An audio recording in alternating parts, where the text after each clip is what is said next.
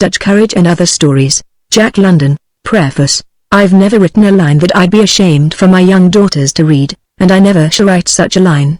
Thus Jack London, well along in his career. And thus almost any collection of his adventure stories is acceptable to young readers as well as to their elders.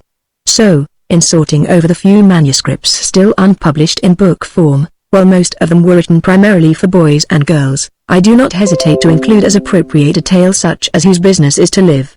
Number 2 of the present group, Typhoon Off the Coast of Japan, is the first story ever written by Jack London for publication. At the age of 17 he had returned from his deep-water voyage in the sealing schooner Sophie Sutherland, and was working 13 hours a day for $40 a month in an Oakland, California, jute mill. The San Francisco Call offered a prize of $25 for the best written descriptive article. Jack's mother, Flora London, remembering that I had excelled in his school compositions, urged him to enter the contest by recalling some happening of his travels. Grammar school, years earlier, had been his sole disciplined education.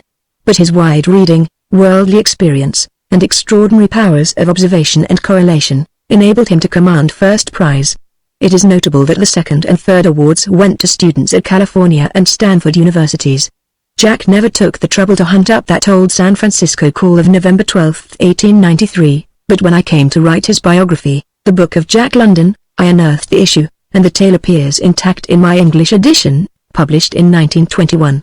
And now, gathering material for what will be the final Jack London collections, I cannot but think that his first printed story will have unusual interest for his readers of all ages. The boy Jack's unexpected success in that virgin venture naturally spurred him to further effort. It was, for one thing, the pleasantest way he had ever earned so much money, even if it lacked the element of physical prowess and danger that had marked those purple days with the oyster pirates, and, later, equally exciting passages with the fish patrol. He only waited to catch up on sleep lost while hammering out Typhoon Off the Coast of Japan, before applying himself to new fiction.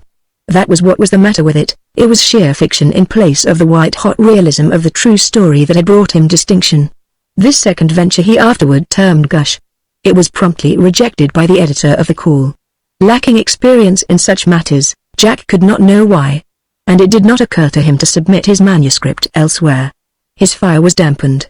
He gave over writing and continued with a jute mill and innocent social diversion in company with Louis Shattuck and his friends, who had superseded Jack's wilder comrades and hazards of bay and seafaring.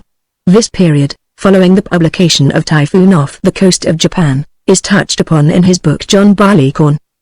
The next that one hears of attempts at writing is when, during his tramping episode, he showed some stories to his aunt, Mrs. Everhard, in St. Joseph, Michigan.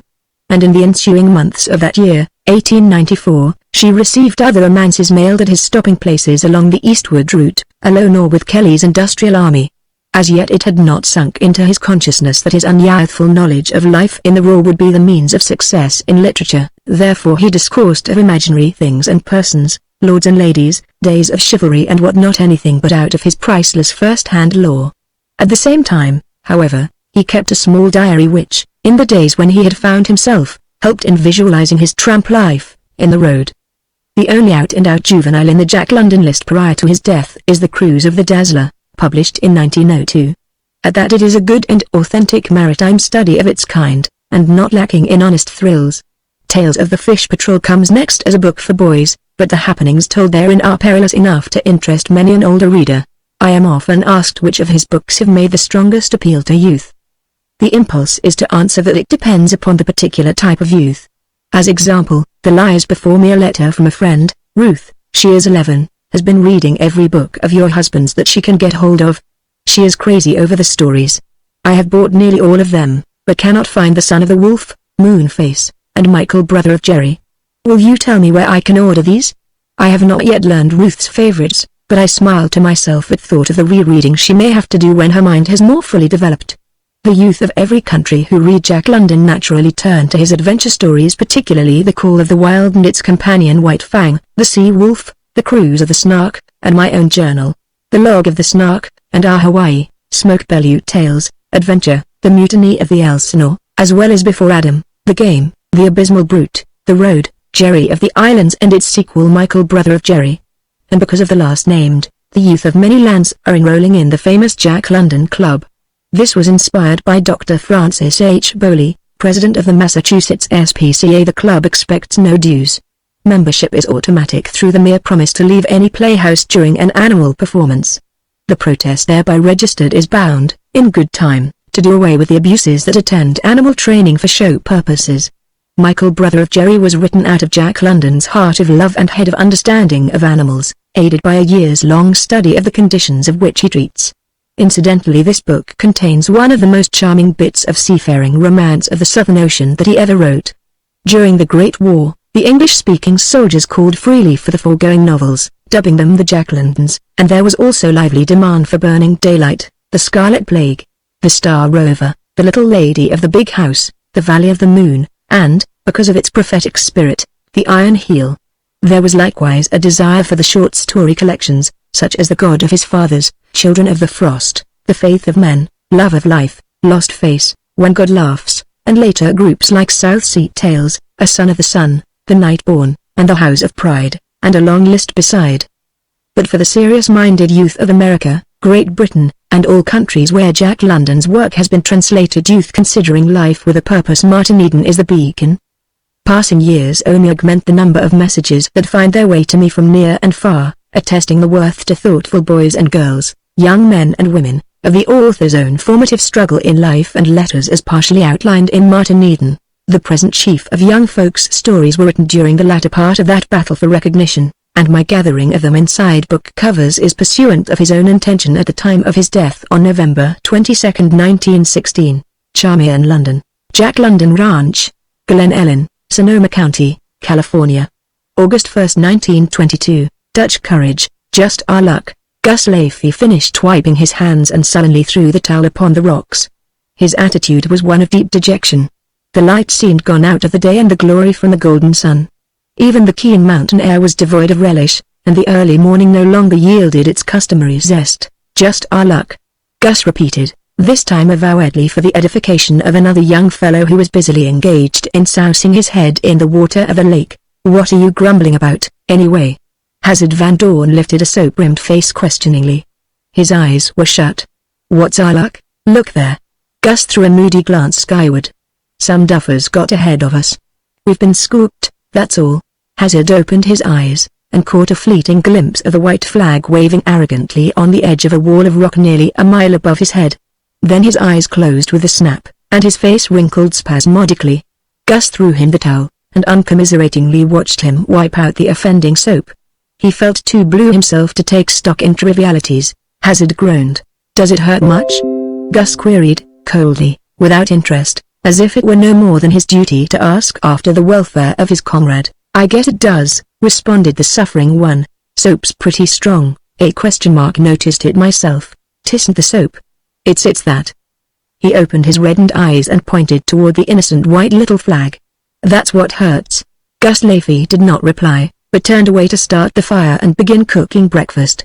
His disappointment and grief were too deep for anything but silence, and Hazard, who felt likewise, never opened his mouth as he fed the horses, nor once laid his head against their arching necks or passed caressing fingers through their manes. The two boys were blind, also, to the manifold glories of Mirror Lake which reposed at their very feet. 9 times, had they chosen to move along its margin the short distance of 100 yards, could they have seen the sunrise repeated. 9 times, from behind as many successive peaks, could they have seen the great orb rear his blazing rim, and 9 times, had they but looked into the waters of the lake, could they have seen the phenomena reflected faithfully and vividly. But all the titanic grandeur of the scene was lost to them. They had been robbed of the chief pleasure of their trip to Yosemite Valley. They had been frustrated in their long-cherished design upon Half Dome, and hence were rendered disconsolate and blind to the beauties and the wonders of the place. Half Dome rears its ice-scarred head fully 5,000 feet above the level floor of Yosemite Valley. In the name itself of this great rock lies an accurate and complete description. Nothing more nor less is it than a cyclopean, rounded dome, split in half as cleanly as an apple that is divided by a knife. It is, perhaps, quite needless to state that but one half remains, hence its name, the other half having been carried away by the great ice river in the stormy time of the glacial period. In that dim day one of those frigid rivers gouged a mighty channel from out the solid rock. This channel today is Yosemite Valley. But to return to the Half Dome. On its northeastern side, by circuitous trails and stiff climbing, one may gain the saddle. Against the slope of the dome the saddle leans like a gigantic slab, and from the top of this slab, 1,000 feet in length, curves the great circle to the summit of the dome. A few degrees too steep for unaided climbing, these 1,000 feet defied for years the adventurous spirits who fixed yearning eyes upon the crest above. One day, a couple of clear-headed mountaineers had proceeded to insert iron eye bolts into holes which they drilled into the rock every few feet apart. But when they found themselves 300 feet above the saddle, clinging like flies to the precarious wall with on either hand a yawning abyss, their nerves failed them and they abandoned the enterprise. So it remained for an indomitable Scotchman, one George Anderson, finally to achieve the feat. Beginning where they had left off, drilling and climbing for a week, he had at last set foot upon that awful summit and gazed down into the depths where Mirror Lake reposed, nearly a mile beneath. In the years which followed, many bold men took advantage of the huge rope ladder which he had put in place, but one winter ladder, cables and all were carried away by the snow and ice. True, most of the eye bolts, twisted and bent, remained. But few men had since essayed the hazardous undertaking, and of those few more than one gave up his life on the treacherous heights, and not one succeeded. But Gus Lafey and Hazard Van Dorn had left the smiling valley land of California and journeyed into the high Sierras, intent on the great adventure. And thus it was that their disappointment was deep and grievous when they awoke on this morning to receive the forestalling message of the little white flag, camped at the foot of the saddle last night and went up at the first peep of day. Hazard ventured, long after the silent breakfast had been tucked away and the dishes washed. Gus nodded. It was not in the nature of things that a youth's spirits should long remain at low ebb, and his tongue was beginning to loosen. Guess he's down by now, lying in camp and feeling as big as Alexander, the other went on. And I don't blame him, either, only I wish it were we. You can be sure he's down, Gus spoke up at last. It's mighty warm on that naked rock with the sun beating down on it at this time of year. That was our plan, you know, to go up early and come down early. And any man, sensible enough to get to the top, is bound to have sense enough to do it before the rock gets hot and his hands sweaty. And you can be sure he didn't take his shoes with him. Hazard rolled over on his back and lazily regarded the speck of flag fluttering briskly on the sheer edge of the precipice. Say. He sat up with a start. What's that? A metallic ray of light flashed out from the summit of Half Dome, then a second and a third. The heads of both boys were craned backward on the instant, agog with excitement. What a duffer! Gus cried. Why didn't he come down when it was cool? Hazard shook his head slowly, as if the question were too deep for immediate answer and they had better defer judgment. The flashes continued, and as the boys soon noted, at irregular intervals of duration and disappearance. Now they were long, now short, and again they came and went with great rapidity, or ceased altogether for several moments at a time. I have it. Hazard's face lighted up with the coming of understanding. I have it.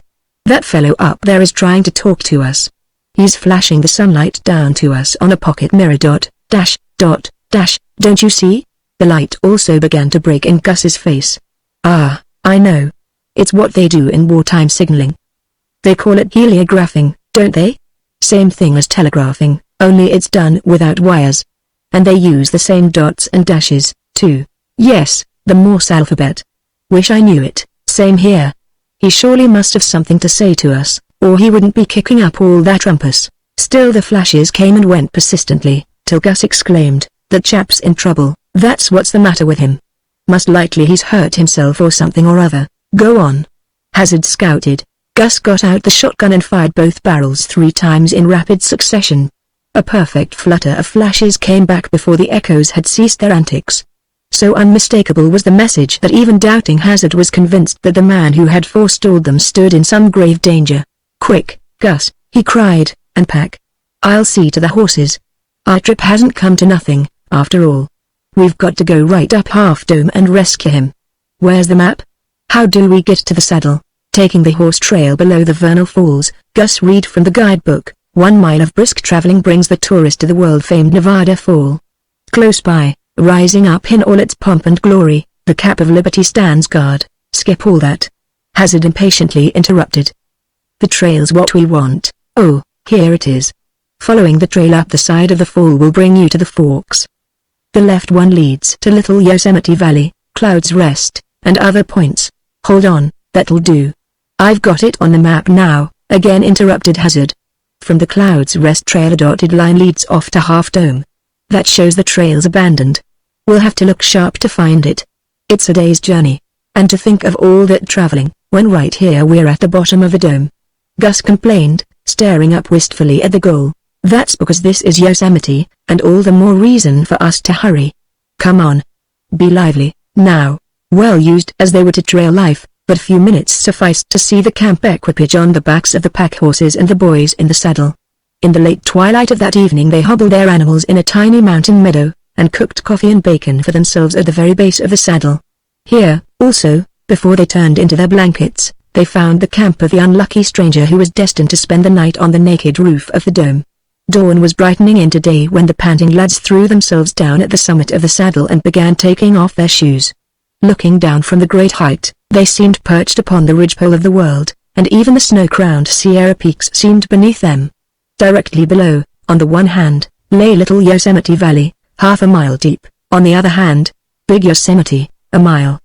Already the sun's rays were striking about the adventurers, but the darkness of night still shrouded the two great gulfs into which they peered.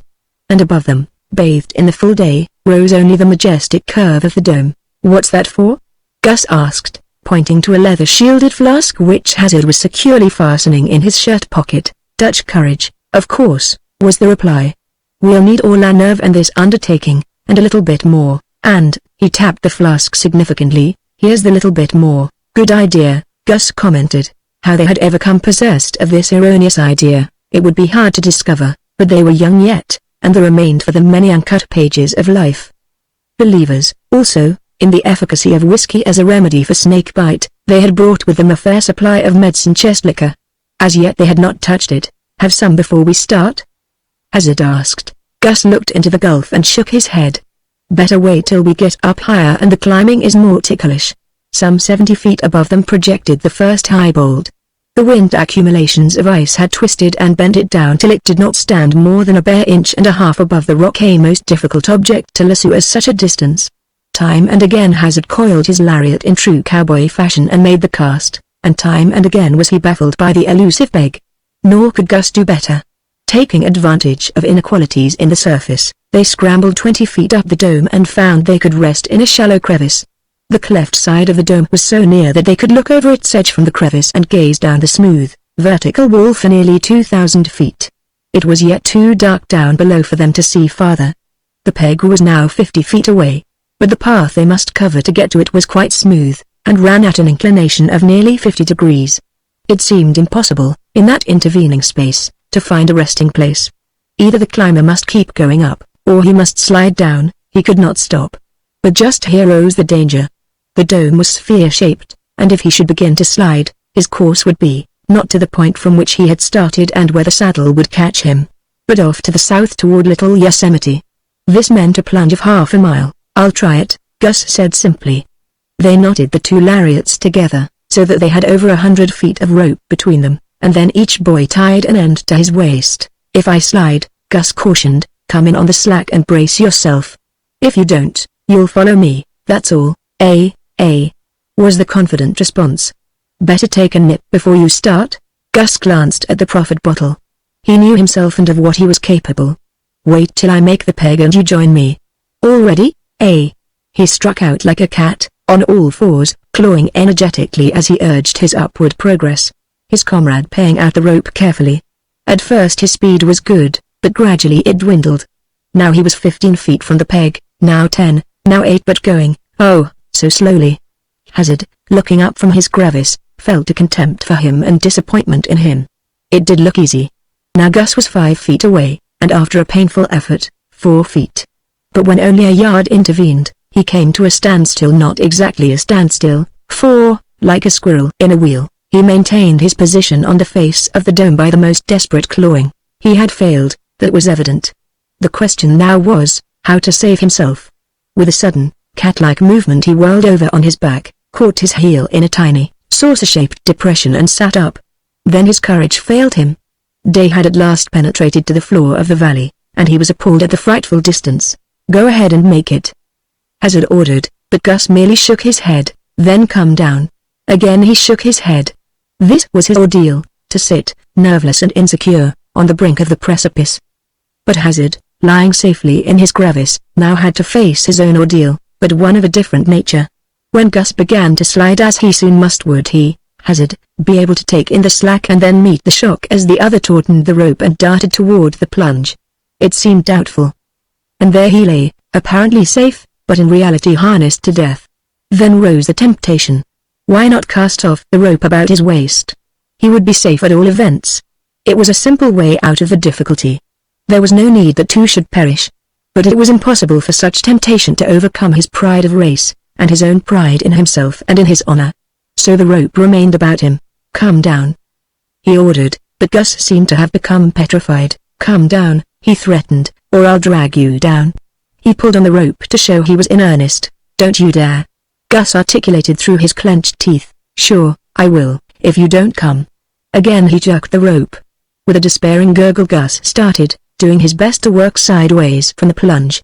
Hazard, every sense on the alert, almost exulting in his perfect coolness, took in the slack with deft rapidity. Then, as the rope began to tighten, he braced himself. The shock drew him half out of the crevice, but he held firm and served as the center of the circle, while Gus, with the rope as a radius, described the circumference and ended up on the extreme southern edge of the saddle.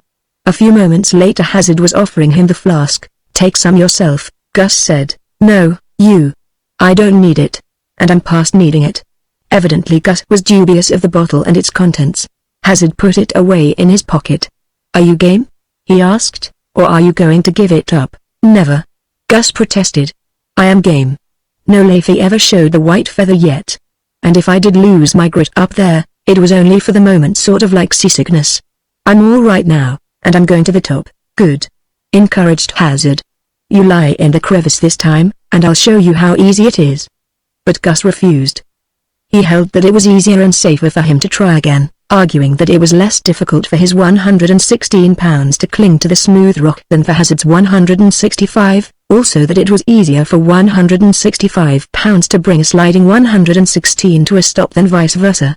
And further, that he had the benefit of his previous experience. Hazard saw the justice of this, although it was with great reluctance that he gave in. Success vindicated Gus's contention. The second time, just as it seemed as if his slide would be repeated, he made a last supreme effort and gripped the coveted peg. By means of the rope, Hazard quickly joined him.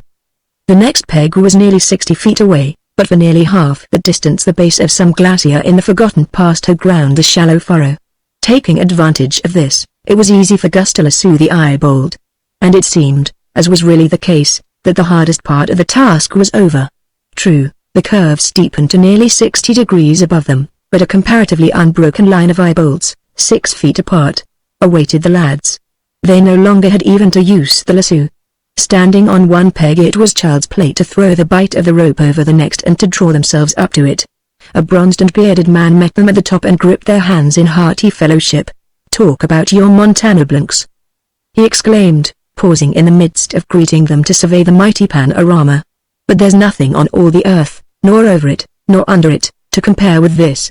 Then he recollected himself and thanked them for coming to his aid. No, he was not hurt or injured in any way. Simply because of his own carelessness, just as he had arrived at the top the previous day, he had dropped his climbing rope. Of course it was impossible to descend without it. Did they understand heliographing? No? That was strange. How did they? "Oh, we knew something was the matter," Gus interrupted, "from the way you flashed when we fired off the shotgun. Find it pretty cold last night without blankets?" Hazard queried. "I should say so. I've hardly thawed out yet. Have some of this." Hazard shoved the flask over to him. The stranger regarded him quite seriously for a moment, then said, "My dear fellow, do you see that row of pegs? Since it is my honest intention to climb down them very shortly, I am forced to decline. No, I don't think I'll have any, though I thank you just the same." Hazard glanced at Gus and then put the flask back in his pocket. But when they pulled the doubled rope through the last eye bolt and set foot on the saddle, he again drew out the bottle. "Now that we're down, we don't need it," he remarked, pithily. "And I've about come to the conclusion that there isn't very much in Dutch courage, after all." He gazed up the great curve of the dome. "Look at what we've done without it." Several seconds thereafter a party of tourists, gathered at the margin of Mirror Lake, were astounded at the unwonted phenomenon of a whiskey flask descending upon them like a comet out of a clear sky, and all the way back to the hotel they marveled greatly at the wonders of nature, especially meteorites. Typhoon OFF the coast of Japan. It was 4 bells in the morning watch. We had just finished breakfast when the order came forward for the watch on deck to stand by to heave her to and all hands stand by the boats. Port. Harder port, cried our sailing master. Clew up the topsails. Let the flying jib run down. Back the jib over to windward and run down the foresail. And so was our schooner Sophie Sutherland hove to off the Japan coast, near Cape Jerimo, on April 10, 1893. Then came moments of bustle and confusion. There were 18 men to man the 6 boats. Some were hooking on the falls, others casting off the lashings. Boat steerers appeared with boat compasses and water breakers, and boat pullers with the lunchboxes. Hunters were staggering under 2 or 3 shotguns, a rifle and heavy ammunition box, all of which were soon stowed away with their oilskins and mittens in the boats. The sailing master gave his last orders, and away we went, pulling 3 pairs of oars to gain our positions. We were in the weather boat, and so had a longer pull than the others. The first, second, and third lee boats soon had all sail set and were running off to the southward and westward with the wind beam, while the schooner was running off to leeward of them, so that in case of accident the boats would have fair wind home. It was a glorious morning, but our boat steerer shook his head ominously as he glanced at the rising sun and prophetically muttered, "Red sun in the morning, sailor take warning." The sun had an angry look, and a few light, fleecy niggerheads in that quarter seemed abashed and frightened and soon disappeared. Away off to the northward Cape Jerimo reared its black, forbidding head like some huge monster rising from the deep. The winter's snow, not yet entirely dissipated by the sun, covered it in patches of glistening white, over which the light wind swept on its way out to sea.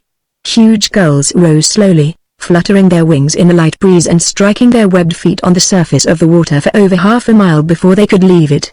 Hardly had the patter died away when a flock of sea quail rose, and with whistling wings flew away to windward, where members of a large band of whales were disporting themselves, their blowing sounding like the exhaust of steam engines. The harsh, discordant cries of a sea parrot grated unpleasantly on the ear, and set half a dozen alert in a small band of seals that were ahead of us.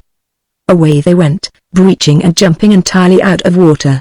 A seagull with slow, deliberate flight and long, majestic curves circled round us, and as a reminder of home a little English sparrow perched impudently on the forecastle head, and, cocking his head on one side, chirped merrily.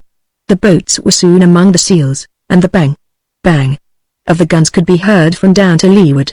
The wind was slowly rising, and by 3 o'clock as, with a dozen seals in our boat, we were deliberating whether to go on or turn back, the recall flag was run up at the schooner's mizzen, a sure sign that with the rising wind the barometer was falling and that our sailing master was getting anxious for the welfare of the boats. Away we went before the wind with a single reef in our sail. With clenched teeth sat the boat steerer, grasping the steering oar firmly with both hands, his restless eyes on the alert, a glance at the schooner ahead, as we rose on a sea, another at the mainsheet, and then one astern where the dark ripple of the wind on the water told him of a coming puff or a large white cap that threatened to overwhelm us. The waves were holding high carnival, performing the strangest antics, as with wild glee they danced along in fierce pursuit, now up, now down, here, there, and everywhere, until some great sea of liquid green with its milk-white crest of foam rose from the ocean's throbbing bosom and drove the others from view. But only for a moment, for again under new forms they reappeared. In the sun's path they wandered, where every ripple, great or small, every little spit or spray looked like molten silver, where the water lost its dark green color and became a dazzling, silvery flood, only to vanish and become a wild waste of sullen turbulence, each dark foreboding sea rising and breaking, then rolling on again. The dash, the sparkle, the silvery light soon vanished with the sun, which became obscured by black clouds that were rolling swiftly in from the west, northwest, apartment heralds of the coming storm. We soon reached the schooner and found ourselves the last aboard. In a few minutes the seals were skinned, boats and decks washed, and we were down below by the roaring forecastle fire, with a wash, change of clothes, and a hot, substantial supper before us. Sail had been put on the schooner, as we had a run of 75 miles to make to the southward before morning, so as to get in the midst of the seals, out of which we had strayed during the last 2 days' hunting. We had the first watch from 8 to midnight.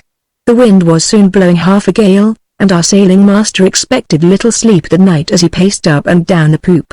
The topsails were soon clewed up and made fast, then the flying jib run down and furled. Quite a sea was rolling by this time, occasionally breaking over the decks, flooding them and threatening to smash the boats. At 6 bells we were ordered to turn them over and put on storm lashings. This occupied us till 8 bells, when we were relieved by the mid-watch. I was the last to go below, doing so just as the watch on deck was furling the spanker. Below all were asleep except our green hand, the bricklayer, who was dying of consumption.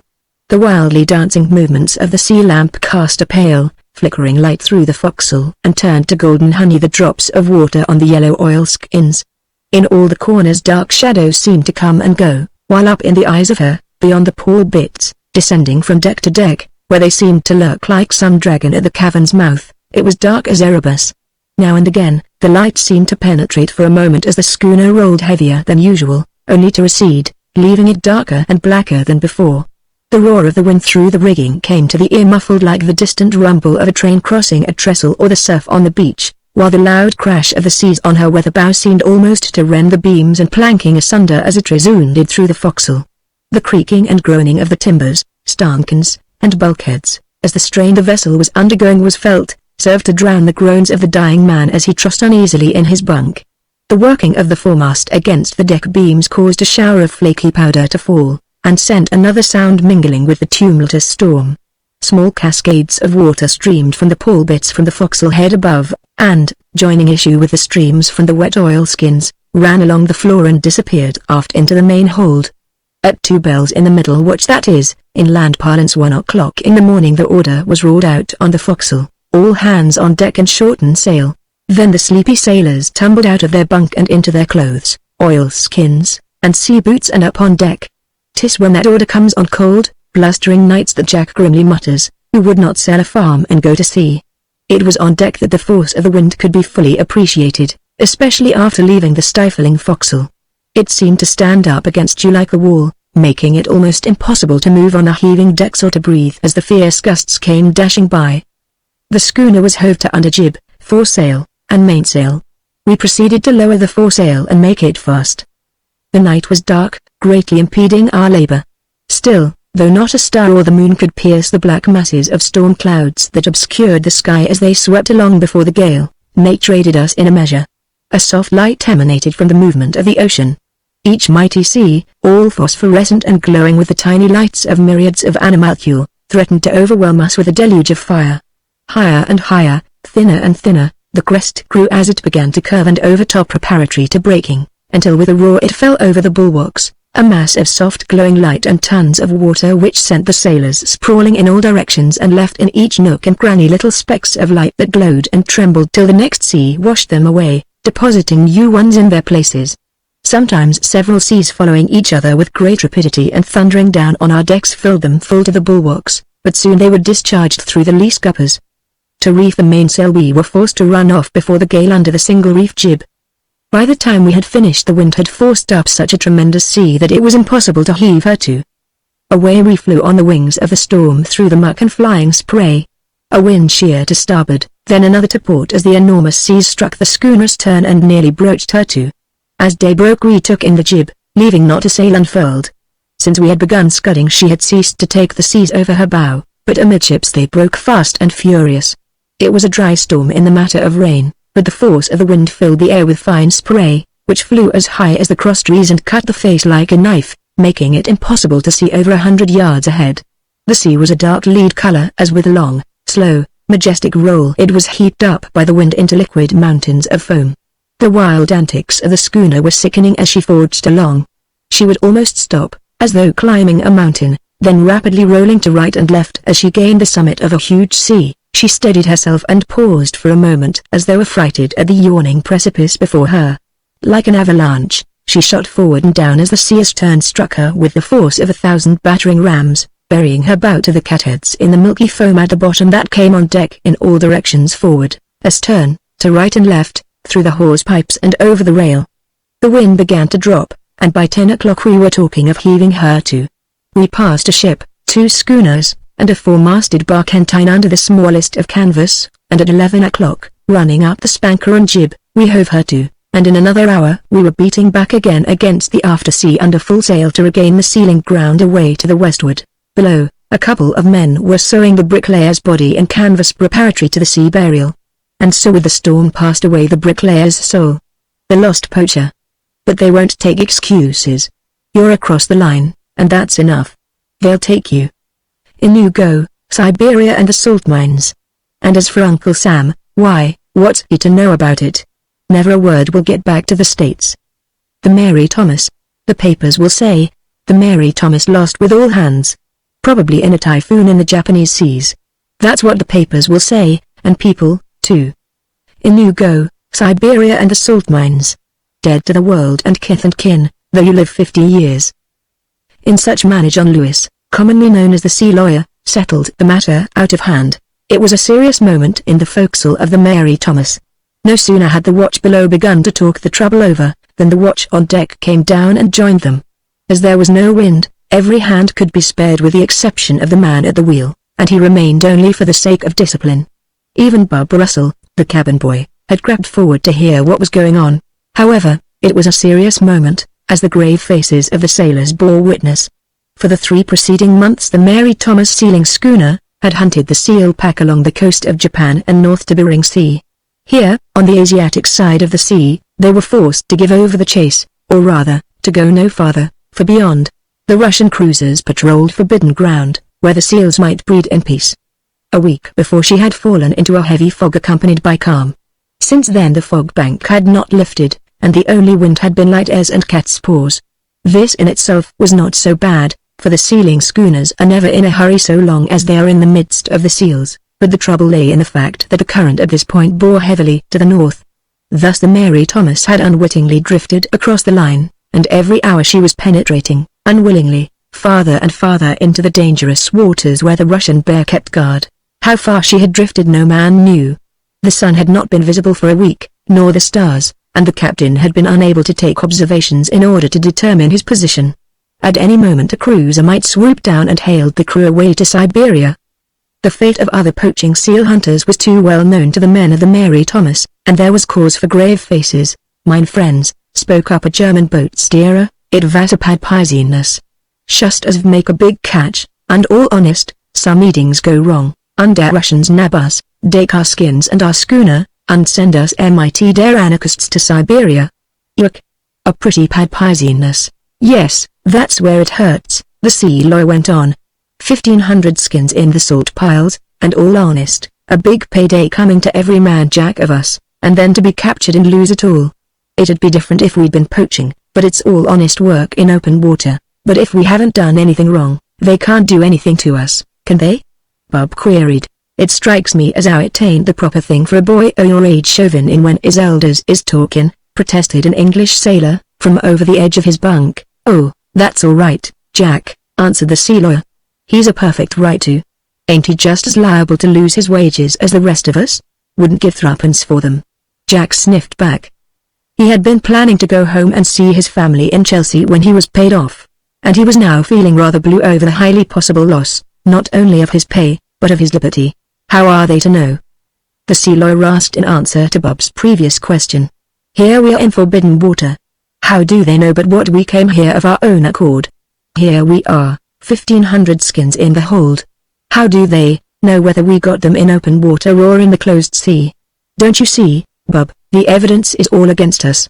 If you caught a man with his pockets full of apples like those which grow on your tree, and if you caught him in your tree besides, what did you think if he told you he couldn't help it, and had just been sort of blown there, and that anyway those apples came from some other tree? What did you think, eh?"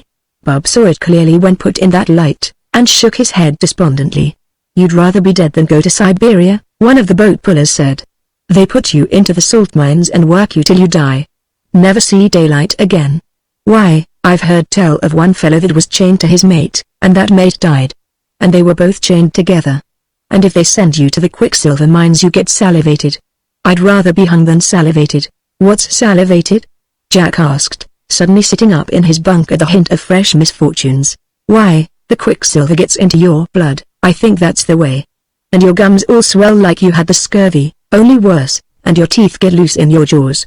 And big ulcers form, and then you die horrible.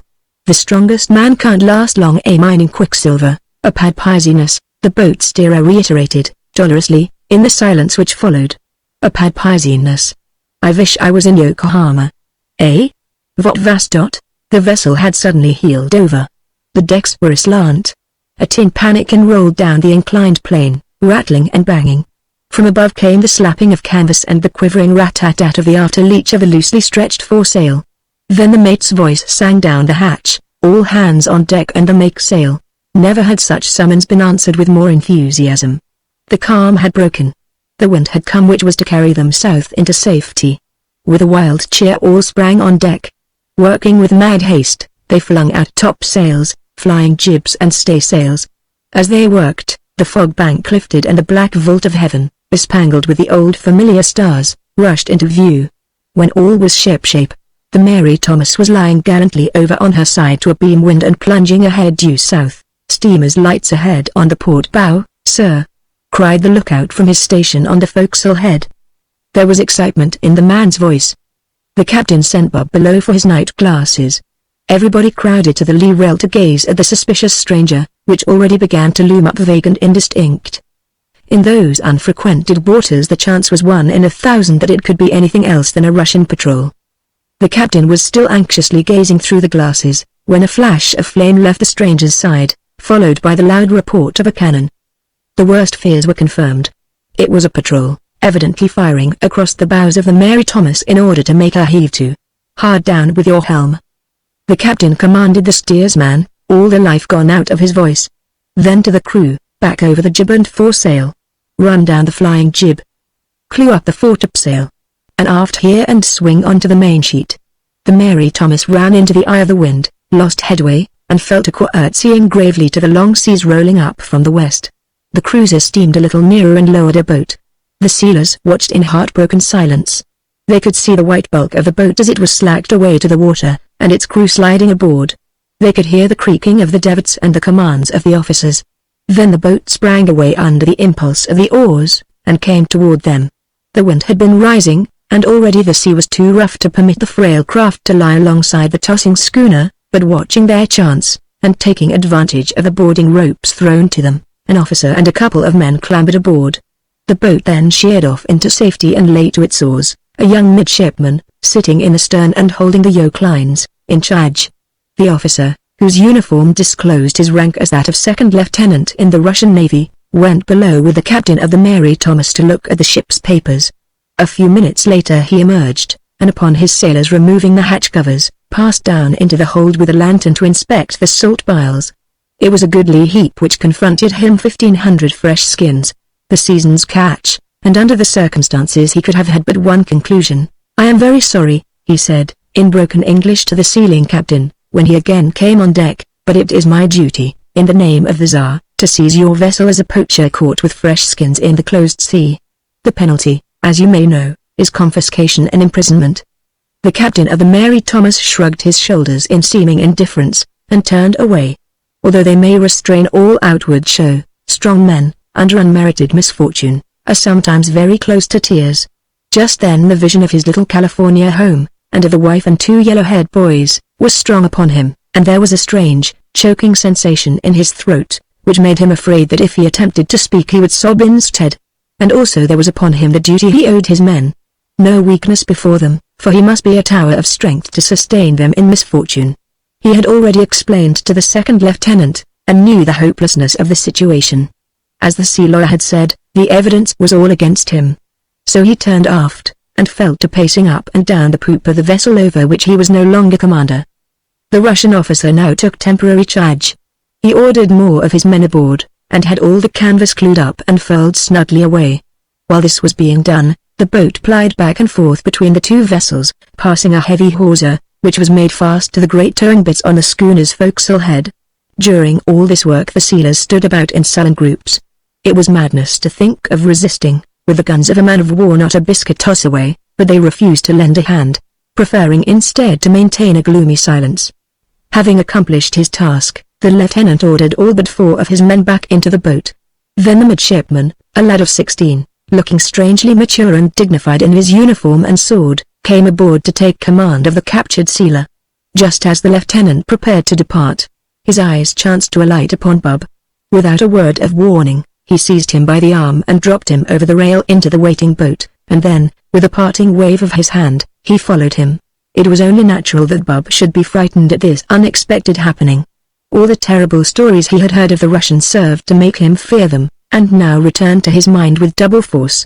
To be captured by them was bad enough, but to be carried off by them, away from his comrades, was a fate of which he had not dreamed. "Be a good boy, bub," the captain called to him, as the boat drew away from the Mary Thomas's side, "and tell the truth." Aye, sir," he answered, bravely enough, by all outward appearance.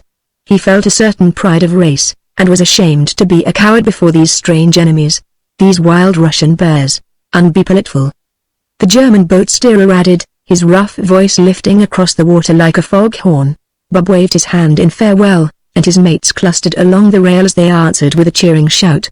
He found room in the stern sheets, where he fell to regarding the lieutenant. He didn't look so wild or bearish, after all very much like other men, Bub concluded, and the sailors were much the same as all other man-of-war's men he had ever known. Nevertheless, as his feet struck the steel deck of the cruiser, he felt as if he had entered the portals of a prison. For a few minutes he was left unheeded. The sailors hoisted the boat up, and swung it in on the davits.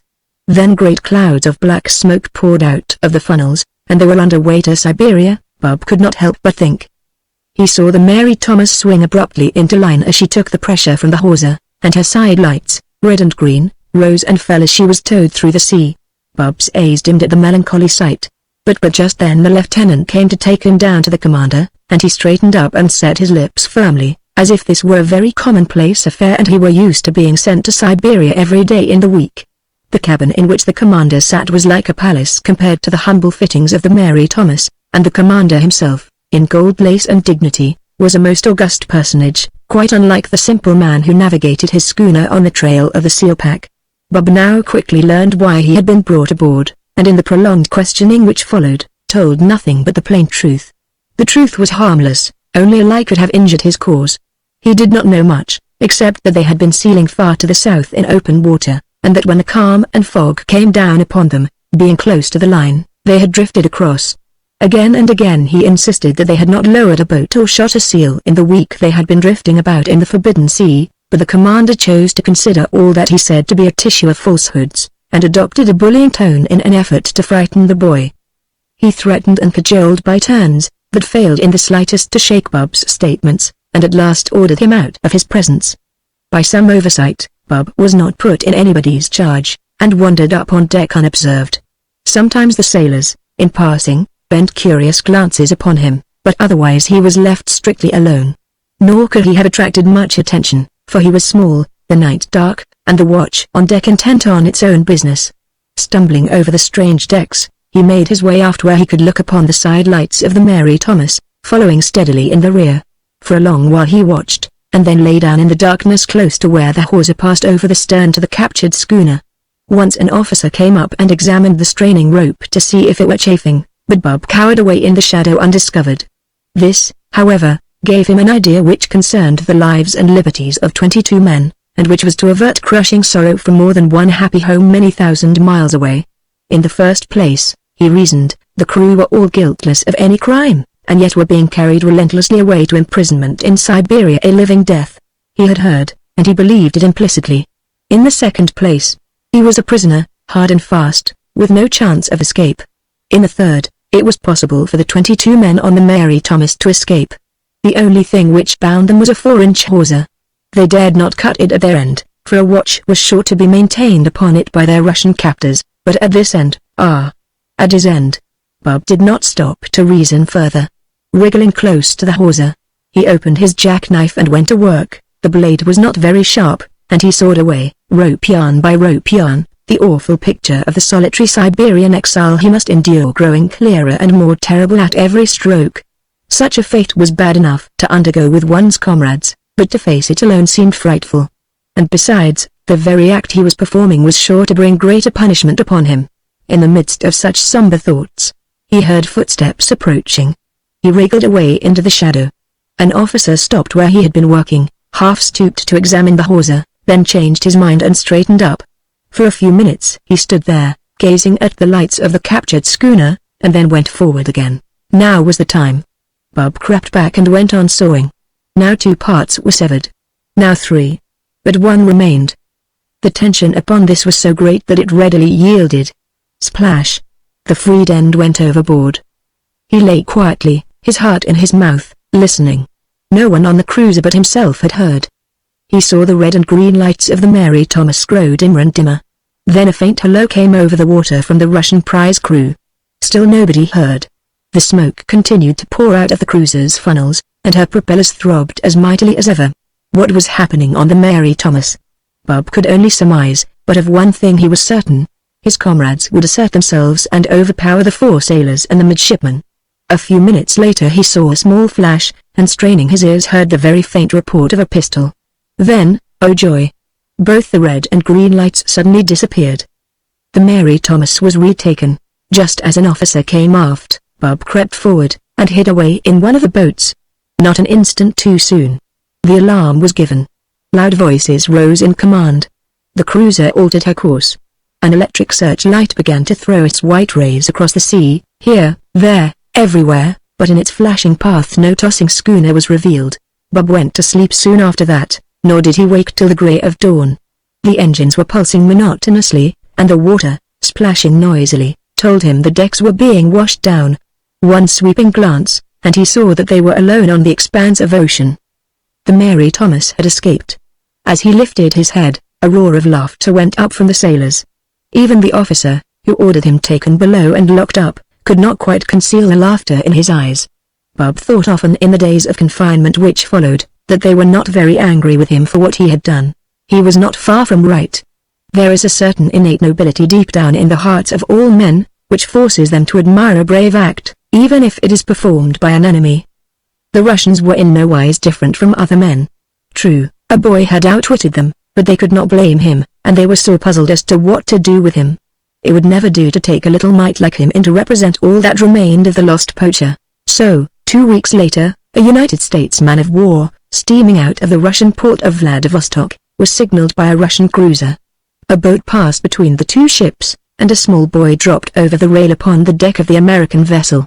A week later he was put ashore at Hakodate, and after some telegraphing, his fare was paid on the railroad to Yokohama. From the depot he hurried through the quaint Japanese streets to the harbor, and hired a sampan boatman to put him aboard a certain vessel whose familiar rigging had quickly caught his eye. Her gaskets were off, her sails unfurled, she was just starting back to the United States. As he came closer, a crowd of sailors sprang upon the forecastle head, and the windlass bars rose and fell as the anchor was torn from its muddy bottom. Yankee ship come down the river. The sea lawyer's voice rolled out as he led the anchor song. Pull, my bully boys, pull. Roared back the old familiar chorus, the men's bodies lifting and bending to the rhythm. Bob Russell paid the boatman and stepped on deck. The anchor was forgotten. A mighty cheer went up from the men, and almost before he could catch his breath he was on the shoulders of the captain, surrounded by his mates, and endeavoring to answer 20 questions to the second.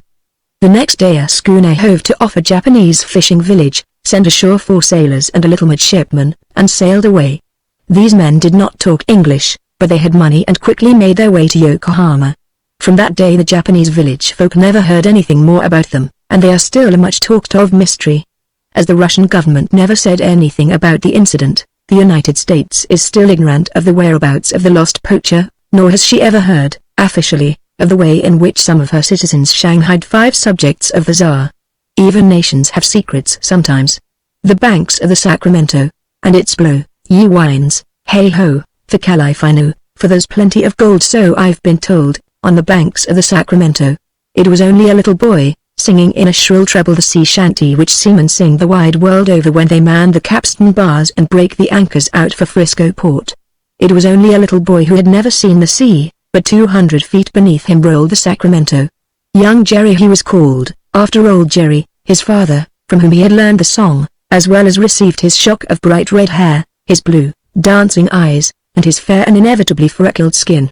For old Jerry had been a sailor, and had followed the sea till middle life, haunted always by the words of the ringing shanty.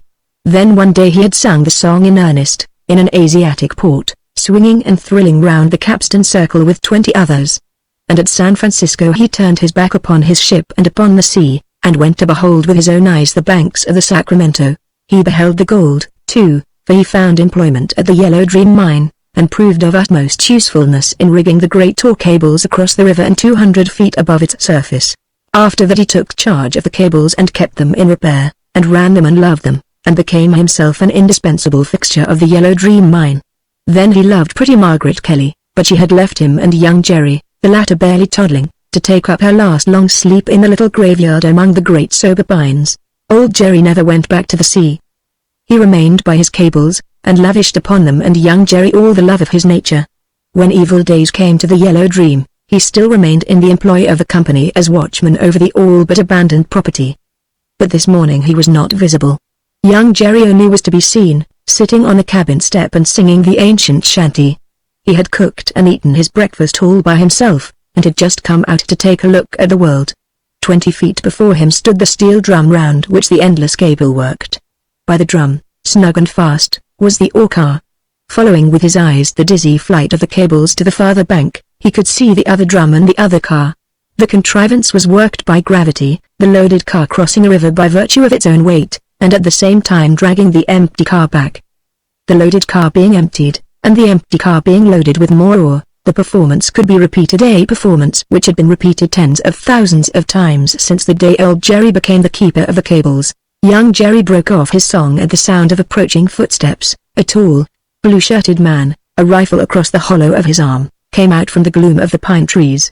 It was Hall, watchman of the Yellow Dragon mine, the cables of which spanned the Sacramento a mile farther up. "Hello, younker," was his greeting. "What you doing here by your lonesome?" "Oh, Buckin," Jerry tried to answer unconcernedly, as if it were a very ordinary sort of thing. "Dad's away, you see." "Where's he gone?" the man asked. "San Francisco. Went last night. His brother's dead in the old country, and he's gone down to see the lawyers. Won't be back till tomorrow night." So spoke Jerry, and with pride, because of the responsibility which had fallen to him of keeping an eye on the property of the Yellow Dream, and the glorious adventure of living alone on the cliff above the river and of cooking his own meals. "Well, take care of yourself," Hall said, "and don't monkey with the cables. I'm going to see if I can't pick up a deer in the Cripple Cow Canyon. It's going to rain, I think," Jerry said, with mature deliberation. "And it's little I mind a wettin'." Hall laughed, as he strode away among the trees. Jerry's prediction concerning rain was more than fulfilled. By 10 o'clock the pines were swaying and moaning, the cabin windows rattling, and the rain driving by in fierce squalls. At 11:30 he kindled a fire, and promptly at the stroke of 12 sat down to his dinner. No out of doors for him that day, he decided, when he had washed the few dishes and put them neatly away, and he wondered how wet Hall was and whether he had succeeded in picking up a deer.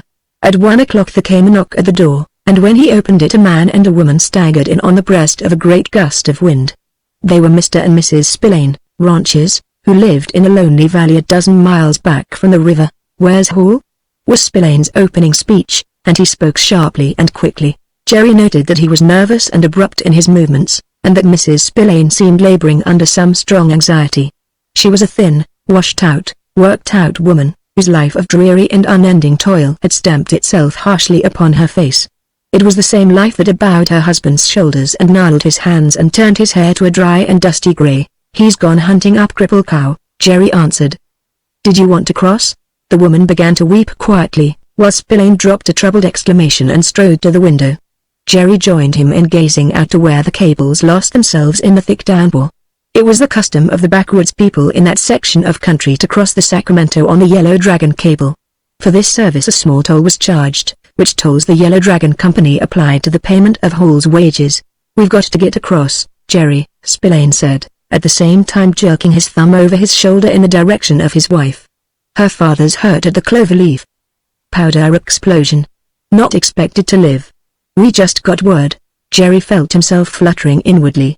He knew that Spillane wanted to cross on the Yellow Dream cable, and in the absence of his father he felt that he dared not assume such a responsibility, for the cable had never been used for passengers, in fact, had not been used at all for a long time. "Maybe Hall will be back soon," he said. Spillane shook his head, and demanded, "Where's your father?" "San Francisco," Jerry answered.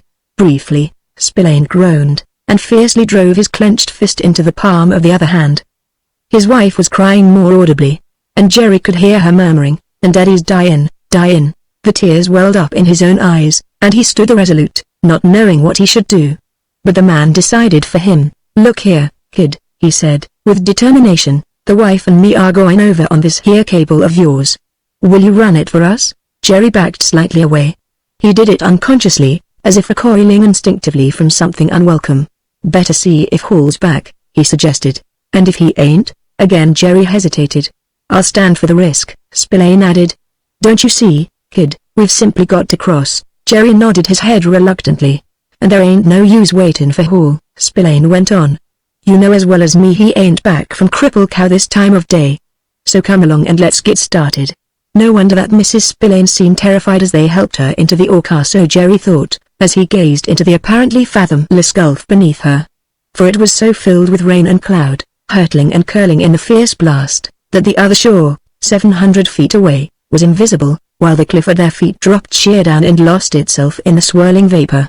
By all appearances it might be a mile to bottom instead of 200 feet. "All ready?" he asked. "Let her go," Spillane shouted, to make himself heard above the roar of the wind. He had clambered in beside his wife, and was holding one of her hands in his. Jerry looked upon this with disapproval. "You'll need all your hands for holding on, the way the wind's yowlin'." The man and the woman shifted their hands accordingly, tightly gripping the sides of the car, and Jerry slowly and carefully released the brake. The drum began to revolve as the endless cable passed round it, and the car slid slowly out into the chasm, its trolley wheels rolling on the stationary cable overhead, to which it was suspended. It was not the first time Jerry had worked the cable, but it was the first time he had done so away from the supervising eye of his father. By means of the brake he regulated the speed of the car. It needed regulating, for at times, caught by the stronger gusts of wind, it swayed violently back and forth, and once, just before it was swallowed up in a rain squall, it seemed about to spill out its human contents. After that Jerry had no way of knowing where the car was except by means of the cable. This he watched keenly as it glided around the drum. 300 feet, he breathed to himself, as the cable markings went by. 350, 400, 400 and... the cable had stopped. Jerry threw off the brake, but it did not move. He caught the cable with his hands and tried to start it by tugging smartly. Something had gone wrong. What? He could not guess, he could not see. Looking up, he could vaguely make out the empty car, which had been crossing from the opposite cliff at a speed equal to that of the loaded car. It was about 250 feet away. That meant, he knew, that somewhere in the grey obscurity, 200 feet above the river and 250 feet from the other bank, Spillane and his wife were suspended and stationary. 3 times Jerry shouted with all the shrill force of his lungs, but no answering cry came out of the storm. It was impossible for him to hear them or to make himself heard. As he stood for a moment, thinking rapidly, the flying clouds seemed to thin and lift. He caught a brief glimpse of the swollen Sacramento beneath, and a briefer glimpse of the car and the man and woman. Then the cloud descended thicker than ever. The boy examined the drum closely, and found nothing the matter with it. Evidently it was the drum on the other side that had gone wrong. He was appalled at thought of the man and woman out there in the midst of the storm, hanging over the abyss, rocking back and forth in the frail car and ignorant of what was taking place on shore. And he did not like to think of their hanging there while he went round by the Yellow Dragon cable to the other drum. But he remembered a block and tackle in the tool house, and ran and brought it. They were double blocks, and he murmured aloud, "A purchase of 4, as he made the tackle fast to the endless cable. Then he heaved upon it, heaved until it seemed that his arms were being drawn out from their sockets and that his shoulder muscles would be ripped asunder. Yet the cable did not budge. Nothing remained but to cross over to the other side. He was already soaking wet, so he did not mind the rain as he ran over the trail to the Yellow Dragon. The storm was with him, and it was easy going, although there was no Hall at the other end of it to man the brake for him and regulate the speed of the car. This he did for himself, however, by means of a stout rope, which he passed, with a turn, round the stationary cable. As the full force of the wind struck him in midair, swaying the cable and whistling and roaring past it, and rocking and careening the car, he appreciated more fully what must be the condition of mind of Spillane and his wife. And this appreciation gave strength to him, as, safely across, he fought his way up the other bank, in the teeth of the gale, to the Yellow Dream cable. To his consternation, he found the drum in thorough working order. Everything was running smoothly at both ends. Where was the hitch? In the middle, without a doubt. From this side, the car containing Spillane was only 250 feet away.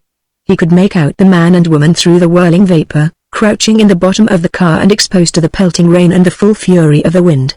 In a lull between the squalls he shouted to Spillane to examine the trolley of the car. Spillane heard, for he saw him rise up cautiously on his knees, and with his hands go over both trolley wheels. Then he turned his face toward the bank. "She's all right," "Kid." Jerry heard the words, faint and far, as from a remote distance. Then what was the matter? Nothing remained but the other an empty car, which he could not see, but which he knew to be there, somewhere in that terrible gulf 200 feet beyond Spillane's car. His mind was made up on the instant. He was only 14 years old, slightly and wirily built, but his life had been lived among the mountains. His father had taught him no small measure of sailoring, and he was not particularly afraid of heights. In the toolbox by the drum he found an old monkey wrench and the short bar of iron, also a coil of fairly new manila rope. He looked in vain for a piece of board with which to rig a boatswain's chair. There was nothing at hand but large planks, which he had no means of sawing, so he was compelled to do without the more comfortable form of saddle. The saddle he rigged was very simple. With the rope he made merely a large loop around the stationary cable, to which hung the empty car. When he sat in the loop his hands could just reach the cable conveniently, and where the rope was likely to fray against the cable he lashed his coat, in lieu of the old sack he would have used had he been able to find one. These preparations swiftly completed, he swung out over the chasm, sitting in the rope saddle and pulling himself along the cable by his hands. With him he carried the monkey wrench and short iron bar and a few spare feet of rope. It was a slightly uphill pull, but this he did not mind so much as the wind. When the furious gusts hurled him back and forth, sometimes half twisting him about, and he gazed down into the grey depths, he was aware that he was afraid. It was an old cable. What if it should break under his weight and the pressure of the wind? It was fear he was experiencing, honest fear, and he knew that there was a gone feeling in the pit of his stomach, and a trembling of the knees which he could not quell, but he held himself bravely to the task. The cable was old and worn, sharp pieces of wire projected from it, and his hands were cut and bleeding by the time he took his first rest, and held a shouted conversation with Spillane. The car was directly beneath him and only a few feet away, so he was able to explain the condition of affairs and his errand. "Wish I could help you," Spillane shouted at him as he started on, "but the wife's gone all to pieces. Anyway, kid, take care of yourself. I got myself in this fix, but it's up to you to get me out." "Oh, I'll do it," Jerry shouted back. "Tell Mrs. Spillane that she'll be ashore now in a jiffy." In the midst of pelting rain, which half blinded him, swinging from side to side like a rapid and erratic pendulum, his torn hands paining him severely and his lungs panting from his exertions and panting from the very air which the wind sometimes blew into his mouth with strangling force, he finally arrived at the empty car. A single glance showed him that he had not made the dangerous journey in vain. The front trolley wheel, loose from long wear, had jumped the cable, and the cable was now jammed tightly between the wheel and the sheave block. One thing was clear: the wheel must be removed from the block. A second thing was equally clear: while the wheel was being removed the car would have to be fastened to the cable by the rope he had brought. At the end of a quarter of an hour, beyond making the car secure, he had accomplished nothing. The key which bound the wheel on its axle was rusted and jammed. He hammered at it with one hand and held on the best he could with the other, but the wind persisted in swinging and twisting his body, and made his blows miss more often than not. 9/10 of the strength he expended was in trying to hold himself steady. For fear that he might drop the monkey wrench he made it fast to his wrist with his handkerchief. At the end of half an hour Jerry had hammered the key clear, but he could not draw it out. A dozen times it seemed that he must give up in despair, that all the danger and toil he had gone through were for nothing. Then an idea came to him, and he went through his pockets with feverish haste, and found what he sought: a 10-penny nail. But for that nail, put in his pocket he knew not when or why, he would have had to make another trip over the cable and back. Thrusting the nail through the looped head of the key, he at last had a grip, and in no time the key was out. Then came punching and prying with the iron bar to get the wheel itself free from where it was jammed by the cable against the side of the block. After that Jerry replaced the wheel, and by means of the rope, heaved up on the car till the trolley once more rested properly on the cable. All this took time. More than an hour and a half had elapsed since his arrival at the empty car. And now, for the first time, he dropped out of his saddle and down into the car. He removed the detaining ropes, and the trolley wheels began slowly to revolve. The car was moving, and he knew that somewhere beyond, although he could not see, the car of Spillane was likewise moving, and in the opposite direction. There was no need for a brake, for his weight sufficiently counterbalanced the weight in the other car, and soon he saw the cliff rising out of the cloud depths and the old familiar drum going round and round. Jerry climbed out and made the car securely fast. He did it deliberately and carefully, and then, quite unhero-like, he sank down by the drum, regardless of the pelting storm, and burst out sobbing. There were many reasons why he sobbed: partly from the pain of his hands, which was excruciating, partly from exhaustion, partly from relief and release from the nerve tension he had been under for so long, and in a large measure from thankfulness that the man and woman were saved. They were not there to thank him. But somewhere beyond that howling, storm-driven gulf he knew they were hurrying over the trail toward the cloverleaf.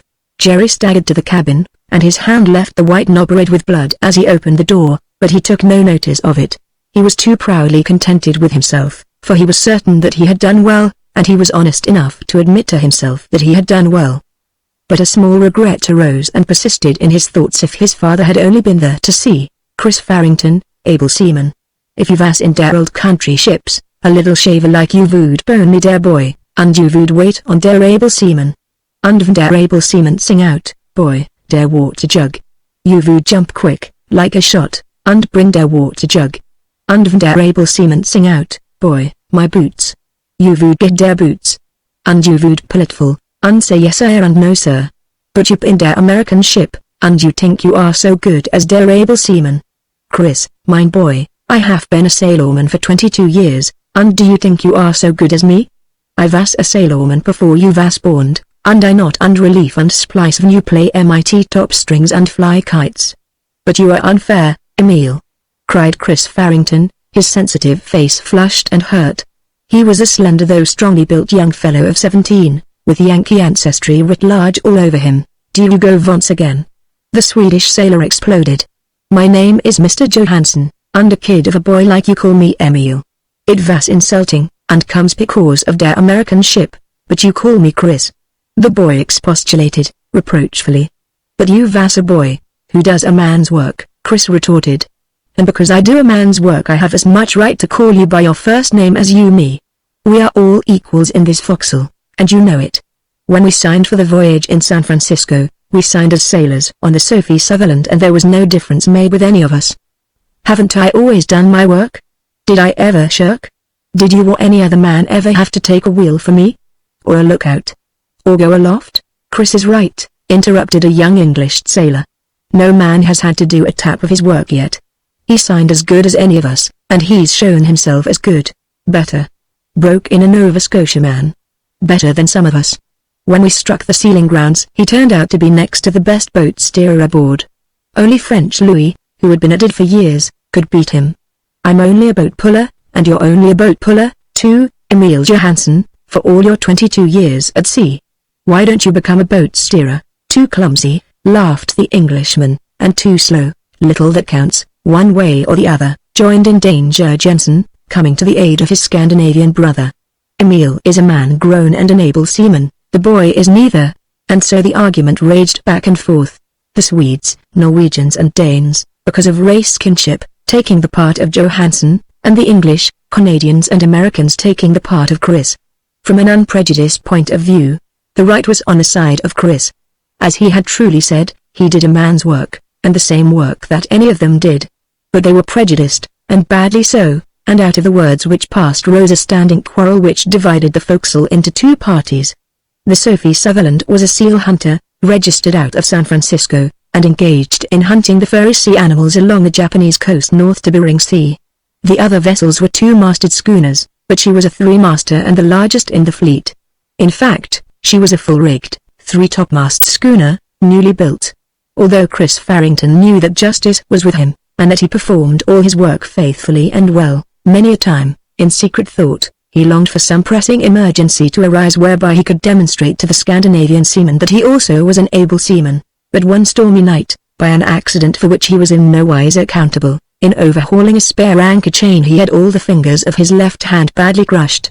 And his hopes were likewise crushed, for it was impossible for him to continue hunting with the boats, and he was forced to stay idly aboard until his fingers should heal. Yet, although he little dreamed it, this very accident was to give him the long-looked-for opportunity. One afternoon in the latter part of May the Sophie Sutherland rolled sluggishly in a breathless calm. The seals were abundant, the hunting good, and the boats were all away and out of sight. And with them was almost every man of the crew. Besides Chris, there remained only the captain, the sailing master and the Chinese cook. The captain was captain only by courtesy. He was an old man, past 80, and blissfully ignorant of the sea and its ways. But he was the owner of the vessel, and hence the honorable title. Of course the sailing master, who was really captain, was a thoroughgoing seaman. The mate, whose post was aboard, was out with the boats, having temporarily taken Chris's place as boat steerer. When good weather and good sport came together, the boats were accustomed to range far and wide, and often did not return to the schooner until long after dark. But for all that it was a perfect hunting day, Chris noted a growing anxiety on the part of the sailing master. He paced the deck nervously, and was constantly sweeping the horizon with his marine glasses. Not a boat was in sight. As sunset arrived, he even sent Chris aloft to the mizzen topmast head, but with no better luck. The boats could not possibly be back before midnight. Since noon the barometer had been falling with startling rapidity, and all the signs were ripe for a great storm. How great, not even the sailing master anticipated. He and Chris set to work to prepare for it. They put storm gaskets on the furled topsails, lowered and stowed the foresail and spanker, and took in the 2 inner jibs. In the one remaining jib they put a single reef, and a single reef in the mainsail. Night had fallen before they finished, and with the darkness came the storm. A low moan swept over the sea, and the wind struck the Sophie Sutherland flat. But she righted quickly, and with the sailing master at the wheel, sheered her bow into within 5 points of the wind. Working as well as he could with his bandaged hand, and with the feeble aid of the Chinese cook, Chris went forward and backed the jib over to the weather side. This with a flat mainsail, left the schooner hove to. God help the boats. It's no gale. It's a typhoon. The sailing master shouted to Chris at 11 o'clock. Too much canvas. Got to get 2 more reefs into that mainsail, and got to do it right away. He glanced at the old captain, shivering in oilskins at the binnacle and holding on for dear life. There's only you and I, Chris and the cook, but he's next to worthless. In order to make the reef, it was necessary to lower the mainsail, and the removal of this after pressure was bound to make the schooner fall off before the wind and sea because of the forward pressure of the jib. Take the wheel. The sailing master directed. And when I give the word, hard up with it. And when she's square before it, steady her. And keep her there. We'll heave to again as soon as I get the reefs in. Gripping the kicking spokes, Chris watched him and the reluctant cook go forward into the howling darkness. The Sophie Sutherland was plunging into the huge head of seas and wallowing tremendously, the tense steel stays and taut rigging humming like harp strings to the wind. A buffeted cry came to his ears, and he felt the schooner's bow paying off of its own accord. The mainsail was down. He ran the wheel hard over and kept anxious track of the changing direction of the wind on his face and of the heave of the vessel. This was the crucial moment. In performing the evolution she would have to pass broadside to the surge before she could get before it. The wind was blowing directly on his right cheek, when he felt the Sophie Sutherland lean over and begin to rise toward the sky up an infinite distance. Would she clear the crest of the gigantic wave? Again by the feel of it, for he could see nothing, he knew that a wall of water was rearing and curving far above him along the whole weather side. There was an instant's calm as the liquid wall intervened and shut off the wind. The schooner righted, and for that instant seemed at perfect rest. Then she rolled to meet the descending rush. Chris shouted to the captain to hold tight, and prepared himself for the shock. But the man did not live who could face it. An ocean of water smote Chris's back and his clutch on the spokes was loosened as if it were a baby's. Stunned, powerless, like a straw on the face of a torrent, he was swept onward he knew not whither. Missing the corner of the cabin, he was dashed forward along the poop runway 100 feet or more, striking violently against the foot of the foremast. A second wave, crushing inboard, hurled him back the way he had come, and left him half drowned where the poop steps should have been. Bruised and bleeding, dimly conscious, he felt for the rail and dragged himself to his feet. Unless something could be done, he knew the last moment had come. As he faced the poop, the wind drove into his mouth with suffocating force. This brought him back to his senses with a start. The wind was blowing from dead aft. The schooner was out of the trough and before it. But the send of the sea was bound to breach her to again. Crawling up the runway, he managed to get to the wheel just in time to prevent this. The binnacle light was still burning. They were safe. That is, he and the schooner were safe. As to the welfare of his 3 companions he could not say. Nor did he dare leave the wheel in order to find out, for it took every second of his undivided attention to keep the vessel to her course. The least fraction of carelessness and the heave of the sea under the quarter was liable to thrust her into the trough. So, a boy of 140 pounds, he clung to his Herculean task of guiding the 200 straining tons of fabric amid the chaos of the great storm forces. Half an hour later, groaning and sobbing, the captain crawled to Chris's feet. All was lost, he whimpered. He was smitten unto death. The galley had gone by the board, the mainsail and running gear, the cook, everything. Where's the sailing master? Chris demanded when he had caught his breath after steadying a wild lurch of the schooner. It was no child's play to steer a vessel under single-reefed jib before a typhoon. Clean up for Odd, the old man replied. Jammed under the forecastle head, but still breathing. Both his arms are broken, he says, and he doesn't know how many ribs. He's hurt bad. Well, he'll drown the way she's shipping water through the hose pipes. Go for Odd, Chris commanded, taking charge of things as a matter of course. Tell him not to worry, that I'm at the wheel. Help him as much as you can, and make him help. He stopped and ran the spokes to starboard as a tremendous billow rose under the stern and yawed the schooner to port, and make him help himself for the rest. Unship the forecastle hatch and get him down into a bunk. Then ship the hatch again. The captain turned his aged face forward and wavered pitifully. The waist of the ship was full of water to the bulwarks. He had just come through it, and a new death lurked every inch of the way. Go! Chris shouted, fiercely. And as the fear-stricken man started, and take another look for the cook, 2 hours later, almost dead from suffering, the captain returned. He had obeyed orders. The sailing master was helpless, although safe in a bunk. The cook was gone. Chris sent the captain below to the cabin to change his clothes. After interminable hours of toil, day broke cold and grey. Chris looked about him. The Sophie Sutherland was racing before the typhoon like a thing possessed. There was no rain, but the wind whipped the spray of the sea mast high, obscuring everything except in the immediate neighborhood. 2 waves only could Chris see at a time, the one before and the one behind. So small and insignificant the schooner seemed on the long Pacific roll. Rushing up a maddening mountain, she would poise like a cockleshell on the giddy summit, breathless and rolling, leap outward and down into the yawning chasm beneath, and bury herself in the smother of foam at the bottom. Then the recovery, another mountain, another sickening upward rush, another poise, and the downward crash. Abreast of him, to starboard, like a ghost of the storm, Chris saw the cook dashing apace with the schooner. Evidently, when washed overboard, he had grasped and become entangled in a trailing halyard. For 3 hours more, alone with this gruesome companion, Chris held the Sophie Sutherland before the wind and sea. He had long since forgotten his mangled fingers.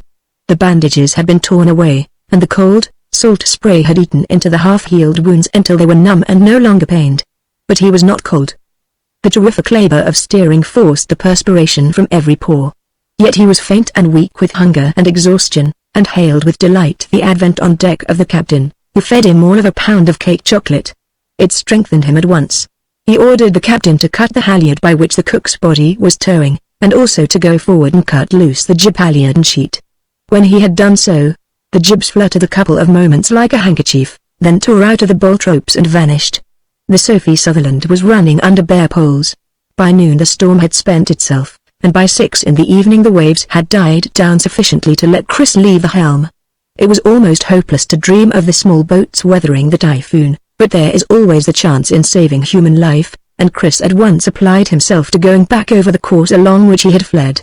He managed to get a reef in one of the inner jibs and 2 reefs in the spanker, and then, with the aid of the watch tackle, to hoist them to the stiff breeze that yet blew.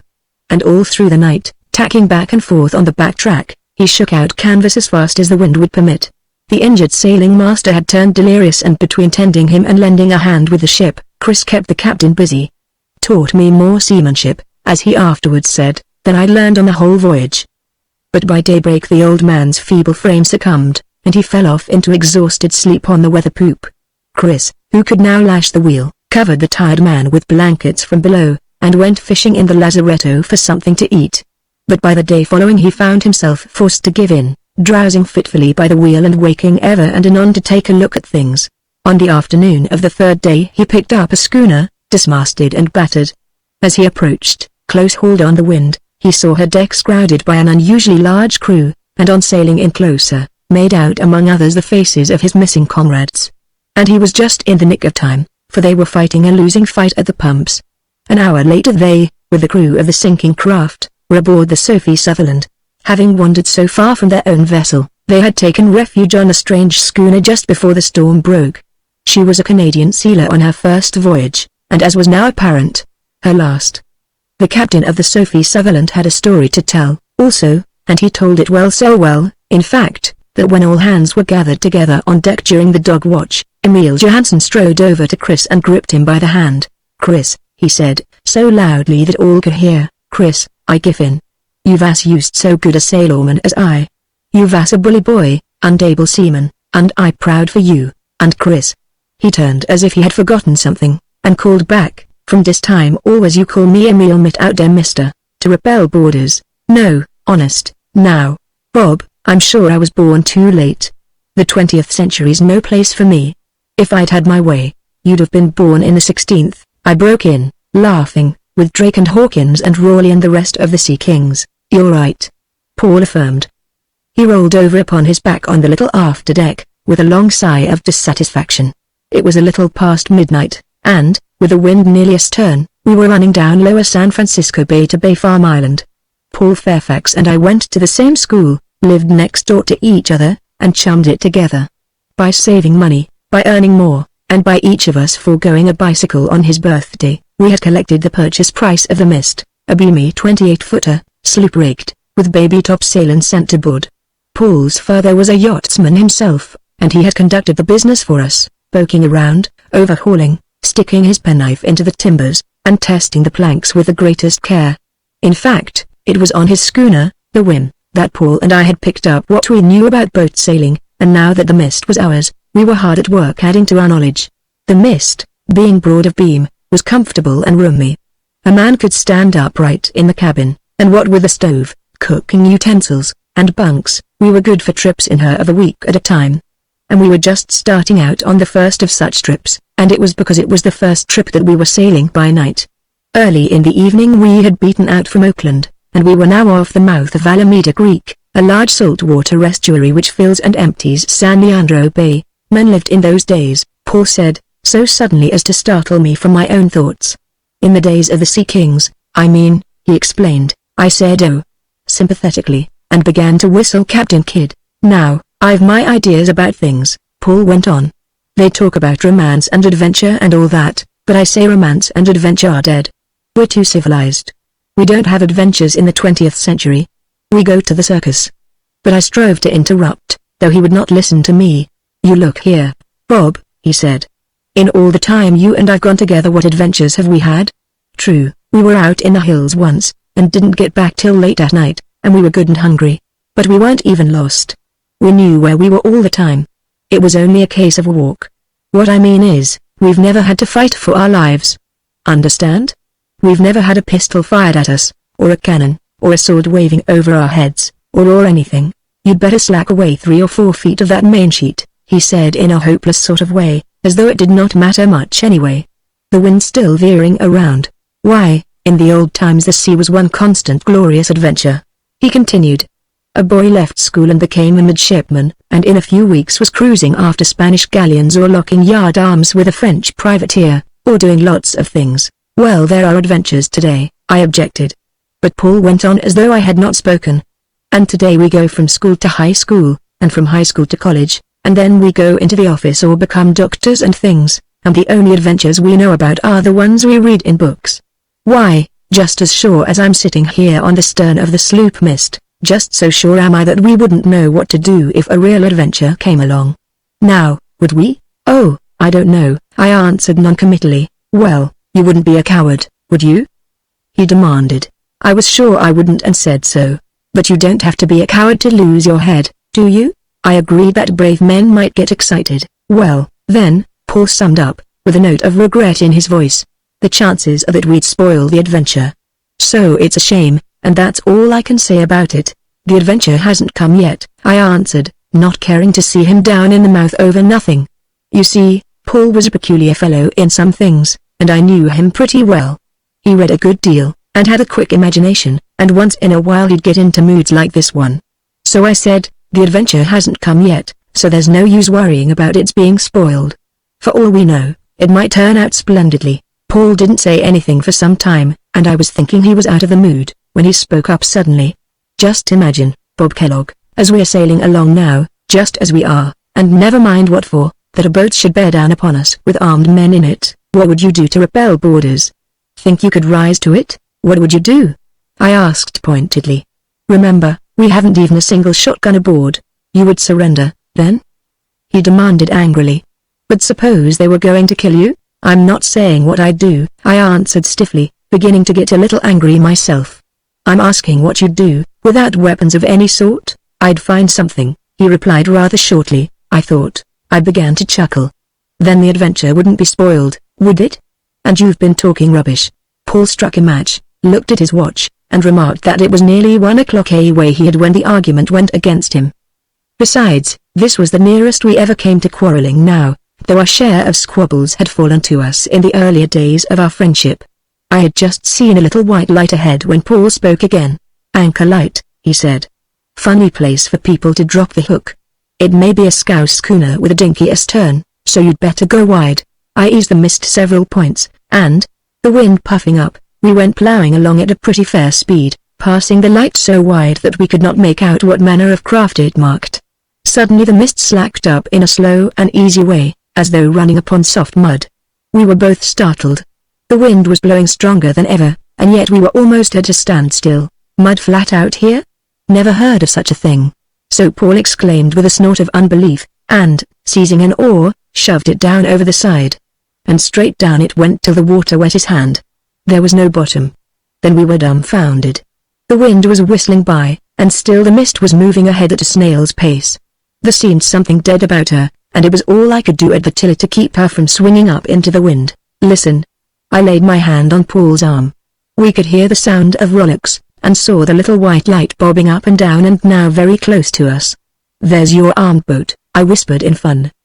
"Bet the crew to quarters and stand by to repel boarders." We both laughed, and were still laughing when a wild scream of rage came out of the darkness, and the approaching boat shot under our stern. By the light of the lantern it carried we could see the 2 men in it distinctly. They were foreign-looking fellows with sun-bronzed faces, and with knitted tam-o'-shanters perched seaman fashion on their heads. Bright-colored woolen sashes were around their waists, and long sea boots covered their legs. I remember yet the cold chill which passed along my backbone as I noted the tiny gold earrings in the ears of one. For all the world they were like pirates stepped out of the pages of romance. And, to make the picture complete, their faces were distorted with anger, and each flourished a long knife. They were both shouting, in high-pitched voices, some foreign jargon we could not understand. One of them, the smaller of the two, and if anything the more vicious-looking, put his hands on the rail of the mist and started to come aboard. Quick as a flash Paul placed the end of the oar against the man's chest and shoved him back into his boat. He fell in a heap, but scrambled to his feet, waving the knife and shrieking, "You break my net, eh? You break my net, eh?" And he held forth in the jargon again, his companion joining him, and both preparing to make another dash to come aboard the mist. "They're Italian fishermen," I cried, the facts of the case breaking in upon me. "We've run over their smelt net, and it's slipped along the keel and fouled our rudder. We're anchored to it." "Yes, and they're murderous chaps, too," Paul said, sparring at them with the oar to make them keep their distance. "Say, you fellows," he called to them, "give us a chance and we'll get it clear for you. We didn't know your net was there. We didn't mean to do it, you know. You won't lose anything." I added, "We'll pay the damages," but they could not understand what we were saying, or did not care to understand. "You break my net, eh?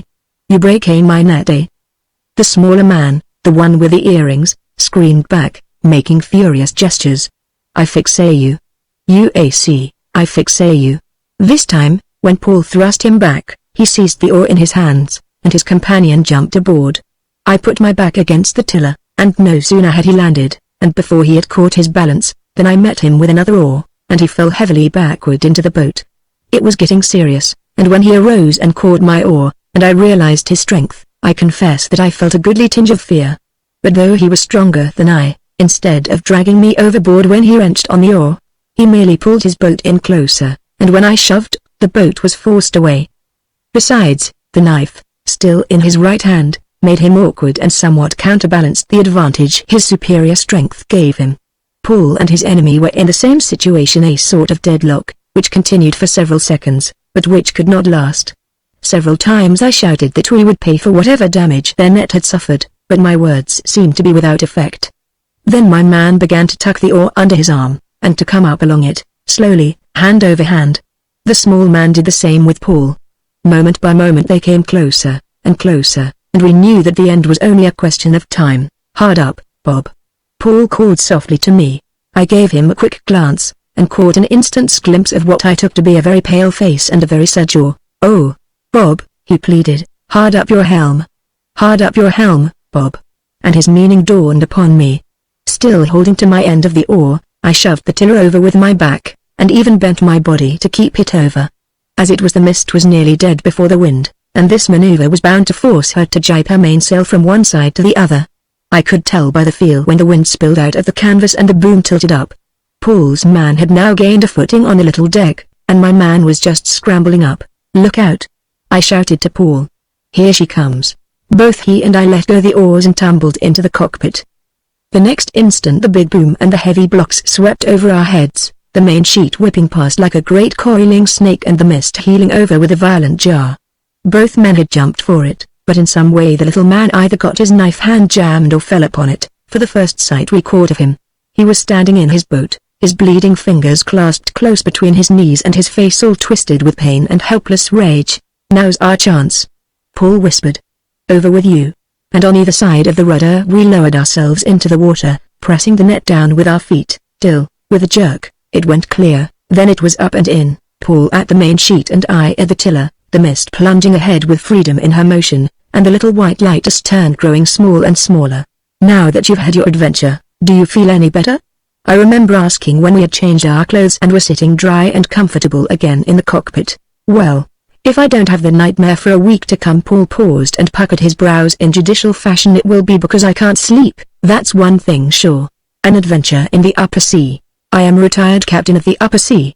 That is to say, when I was a younger man, which is not so long ago, I was an aeronaut and navigated that aerial ocean which is all around about us and above us. Naturally it is a hazardous profession, and naturally I have had many thrilling experiences, the most thrilling, or at least the most nerve-wracking, being the one I am about to relate. It happened before I went in for hydrogen gas balloons, all of varnished silk, doubled and blind, and all that, and fit for voyages of days instead of mere hours. The little Nassau, named after the great Nassau of many years back, was the balloon I was making ascents in at the time. It was a fair-sized, hot air affair, of single thickness, good for an hour's flight or so and capable of attaining an altitude of a mile or more. It answered my purpose, for my act at the time was making half-mile parachute jumps at recreation parks and country fairs.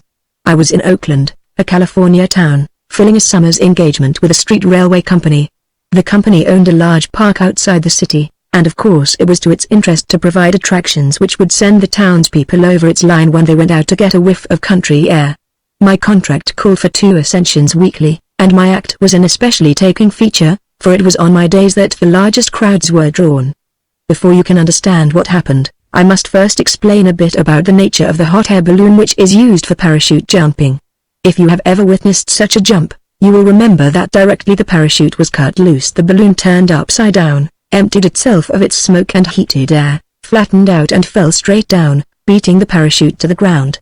Thus there is no chasing a big deserted bag for miles and miles across the country, and much time, as well as trouble, is thereby saved. This maneuver is accomplished by attaching a weight, at the end of a long rope, to the top of the balloon. The aeronaut, with his parachute and trapeze, hangs to the bottom of the balloon, and, weighing more, keeps it right side down. But when he lets go, the weight attached to the top immediately drags the top down, and the bottom, which is the open mouth, goes up, the heated air pouring out. The weight used for this purpose on the little Nassau was a bag of sand. On the particular day I have in mind there was an unusually large crowd in attendance, and the police had their hands full keeping the people back. There was much pushing and shoving, and the ropes were bulging with the pressure of men, women and children. As I came down from the dressing room I noticed 2 girls outside the ropes, of about 14 and 16, and inside the rope a youngster of 8 or 9. They were holding him by the hands, and he was struggling, excitedly and half in laughter, to get away from them.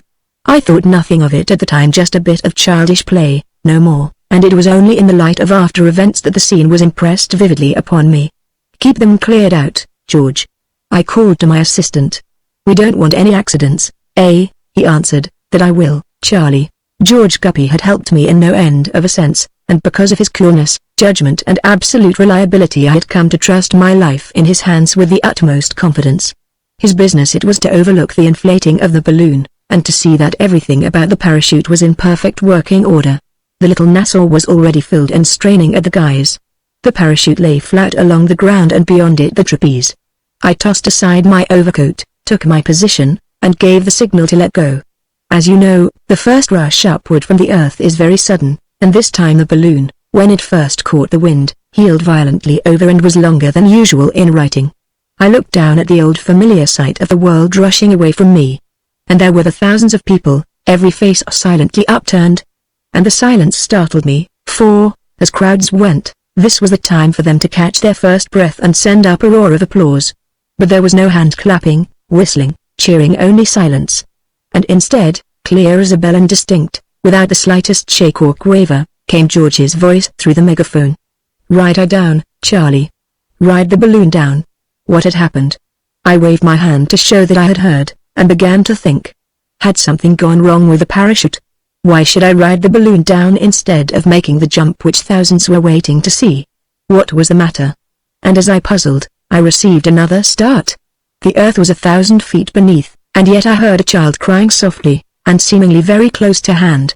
And though the little Nassau was shooting skyward like a rocket, the crying did not grow fainter and die away. I confess I was almost on the edge of a funk, when, unconsciously following up the noise with my eyes, I looked above me and saw a boy astride the sandbag which was to bring the little Nassau to earth. And it was the same little boy I had seen struggling with the two girls, his sisters, as I afterward learned. There he was, astride the sandbag and holding on to the rope for dear life. A puff of wind heeled the balloon slightly, and he swung out into space for 10 or a dozen feet, and back again, fetching up against the tight canvas with a thud which even shook me, 30 feet or more beneath. I thought to see him dashed loose, but he clung on and whimpered. They told me afterward, how, at the moment they were casting off the balloon, the little fellow had torn away from his sisters, ducked under the rope, and deliberately jumped astride the sandbag. It has always been a wonder to me that he was not jerked off in the first rush. Well, I felt sick all over as I looked at him there, and I understood why the balloon had taken longer to right itself, and why George had called after me to ride her down. Should I cut loose with the parachute, the bag would at once turn upside down, empty itself, and begin its swift descent. The only hope lay in my riding her down and in the boy holding on. There was no possible way for me to reach him.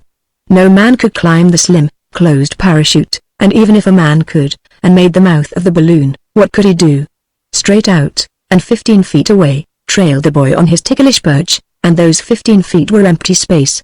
I thought far more quickly than it takes to tell all this, and realized on the instant that the boy's attention must be called away from his terrible danger. Exercising all the self-control I possessed, and striving to make myself very calm, I said cheerily, "Hello, up there, who are you?" He looked down at me, choking back his tears and brightening up, but just then the balloon ran into a cross-current, turned half around and lay over. This set him swinging back and forth, and he fetched the canvas another bump. Then he began to cry again. "Isn't it great?" I asked heartily, as though it was the most enjoyable thing in the world, and, without waiting for him to answer, "What's your name?" "Tommy Dermot," he answered. "Glad to make your acquaintance, Tommy Dermot," I went on. "But I'd like to know who said you could ride up with me?" He laughed and said he just thought he'd ride up for the fun of it. And so we went on, I sick with fear for him, and cudgeling my brains to keep up the conversation. I knew that it was all I could do, and that his life depended upon my ability to keep his mind off his danger. I pointed out to him the great panorama spreading away to the horizon and 4,000 feet beneath us. There lay San Francisco Bay like a great placid lake, the haze of smoke over the city, the Golden Gate, the ocean fog rim beyond, and Mount Tamalpais over all, clear-cut and sharp against the sky. Directly below us I could see a buggy, apparently crawling, but I knew from experience that the men in it were lashing the horses on our trail. But he grew tired of looking around, and I could see he was beginning to get frightened. "How would you like to go in for the business?" I asked.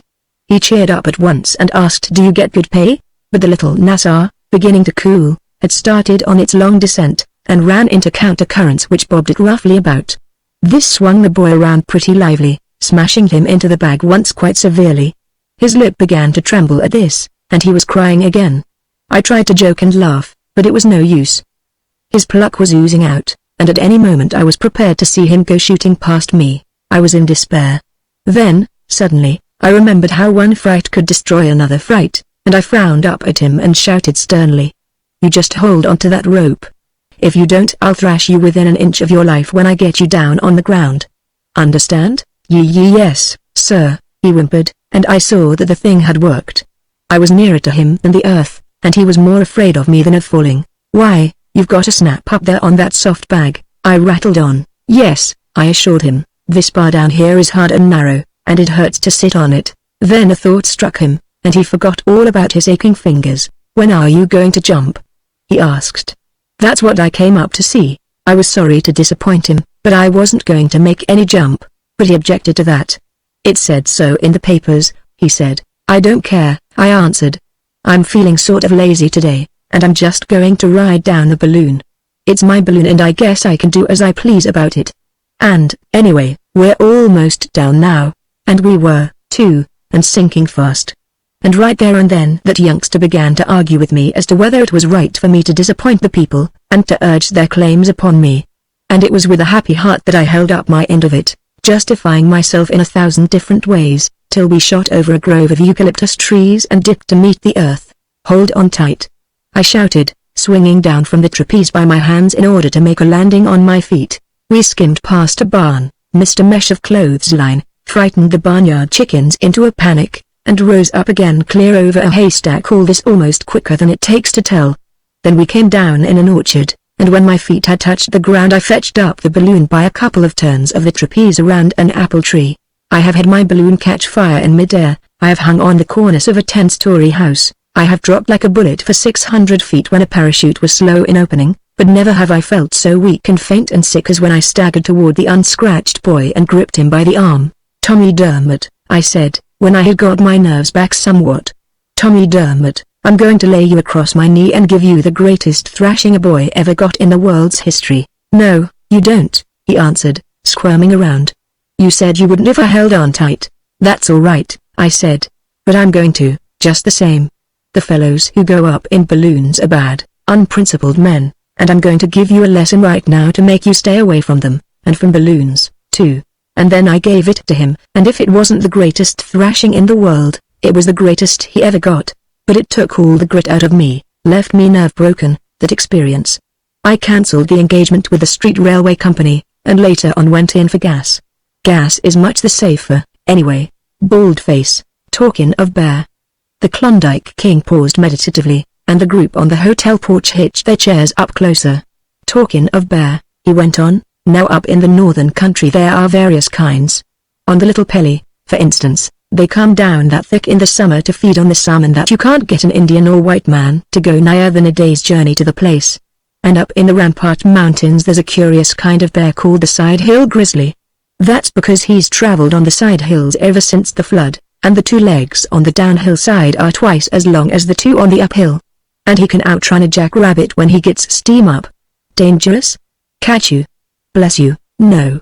All a man has to do is to circle down the hill and run the other way.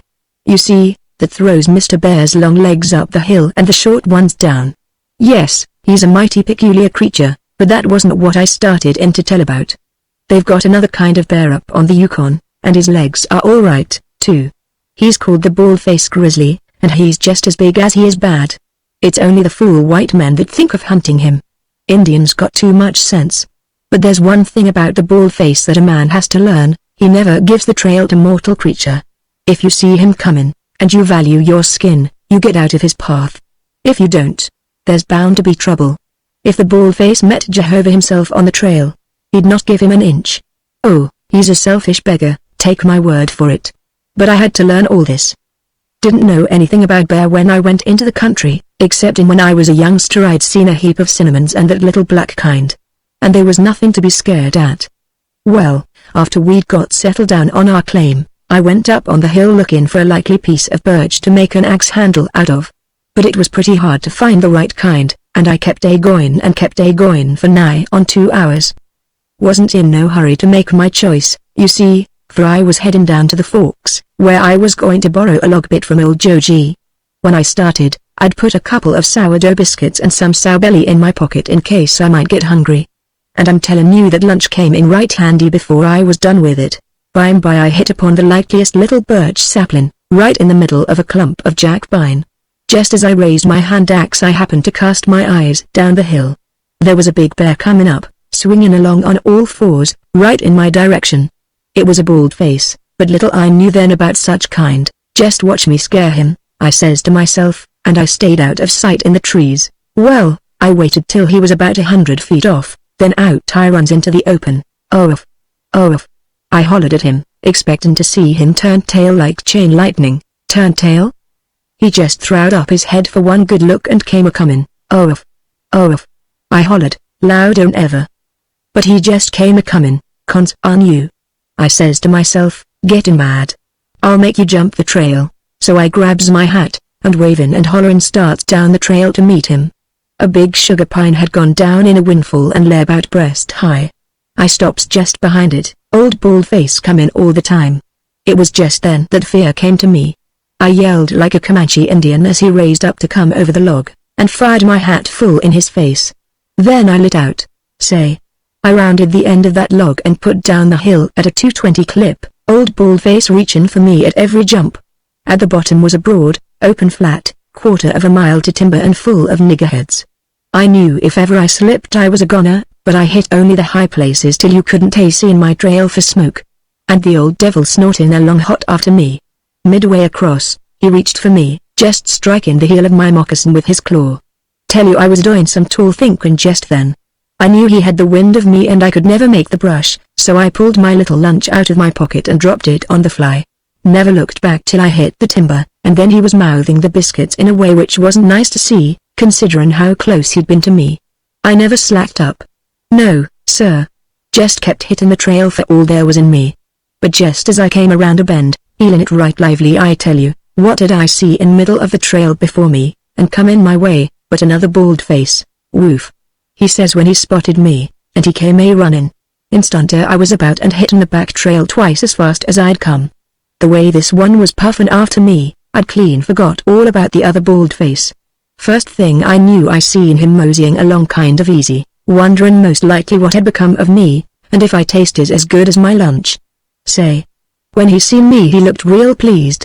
And then he came a-jumpin' for me. "Woof," he says. "Woof," says the one behind me. Bang I goes, slap off the trail sideways, a-plungin' and a-clawin' through the brush like a wild man.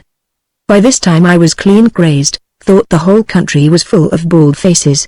Next thing I knows whoop, I comes up against something in a tangle of wild blackberry bushes. Then that something hits me a slap and closes in on me. Another Baldface. And then and there I knew I was gone for sure. But I made up to die again, and of all the rampin' and roarin' and rippin' and tearin' you ever see, that was the worst. My God. Oh my wife. It says. And I looked and it was a man I was hammering into Kingdom Come. "Thought you was a bear," says I. He kind of caught his breath and looked at me. Then he says, "Same here," seemed as though he'd been chased by a Baldface, too, and had hid in the blackberries. So that's how we mistook each other. But by that time the racket on the trail was something terrible, and we didn't wait to explain matters. That afternoon we got Joji and some rifles and came back loaded for bear. Maybe you won't believe me, but when we got to the spot, there was the 2 Baldfaces lying dead. You see, when I jumped out, they came together, and each refused to give trail to the other. So they fought it out. Talking of bear. As I was saying, in Yedo Bay, somewhere along Theatre Street he had lost it. He remembered being hustled somewhat roughly on the bridge over one of the canals that crossed the busy thoroughfare. Possibly some slant-eyed, light-fingered pickpocket was even then enjoying the 50-odd yen his purse had contained. And then again, he thought, he might have lost it himself, just lost it carelessly, hopelessly, and for the 20th time, he searched in all his pockets for the missing purse. It was not there. His hand lingered in his empty hip pocket, and he woefully regarded the voluble and vociferous restaurant keeper, who insanely clamored, 25 sen. You pay now. 25 sen. But my purse. The boy said. I tell you I've lost it somewhere. Whereupon the restaurant keeper lifted his arms indignantly and shrieked, 25 sen. 25 sen. You pay now. Quite a crowd had collected, and it was growing embarrassing for Alf Davis. It was so ridiculous and petty, Alf thought. Such a disturbance about nothing. And, decidedly, he must be doing something. Thoughts of diving wildly through that forest of legs, and of striking out at whomsoever opposed him, flashed through his mind, but, as though divining his purpose, one of the waiters, a short and chunky chap with an evil-looking cast in one eye, seized him by the arm. You pay now. You pay now. 25 sen. Yelled the proprietor, hoarse with rage. Alf was red in the face, too, from mortification, but he resolutely set out on another exploration. He had given up the purse, pinning his last hope on stray coins. In the little change pocket of his coat he found a 10-sen piece and 5 copper sen, and remembering having recently missed a 10-sen piece, he cut the seam of the pocket and resurrected the coin from the depths of the lining.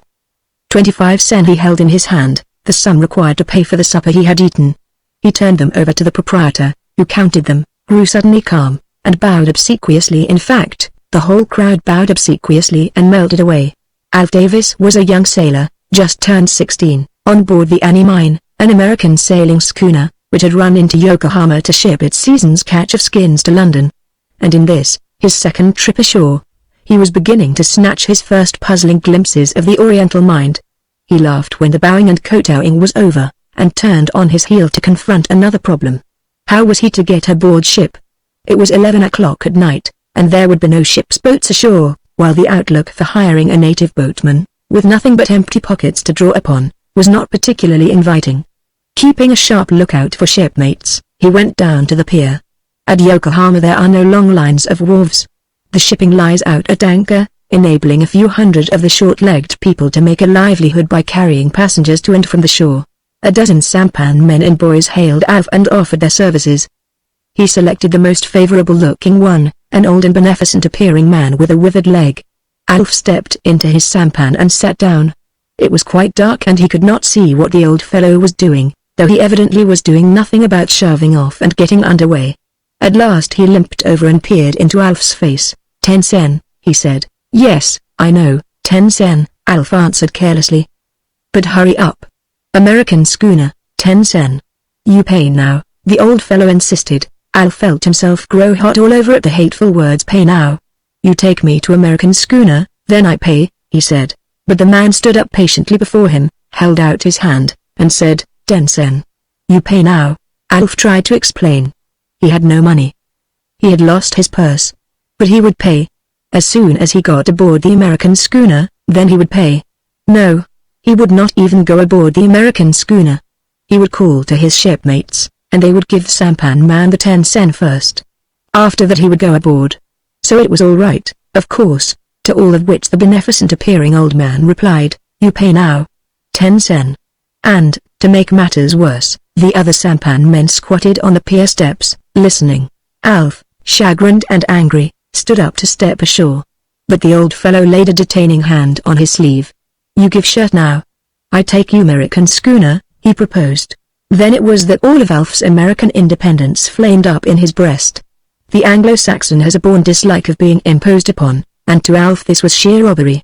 10 sen was equivalent to 6 American cents, while his shirt, which was of good quality and was new, had cost him $2.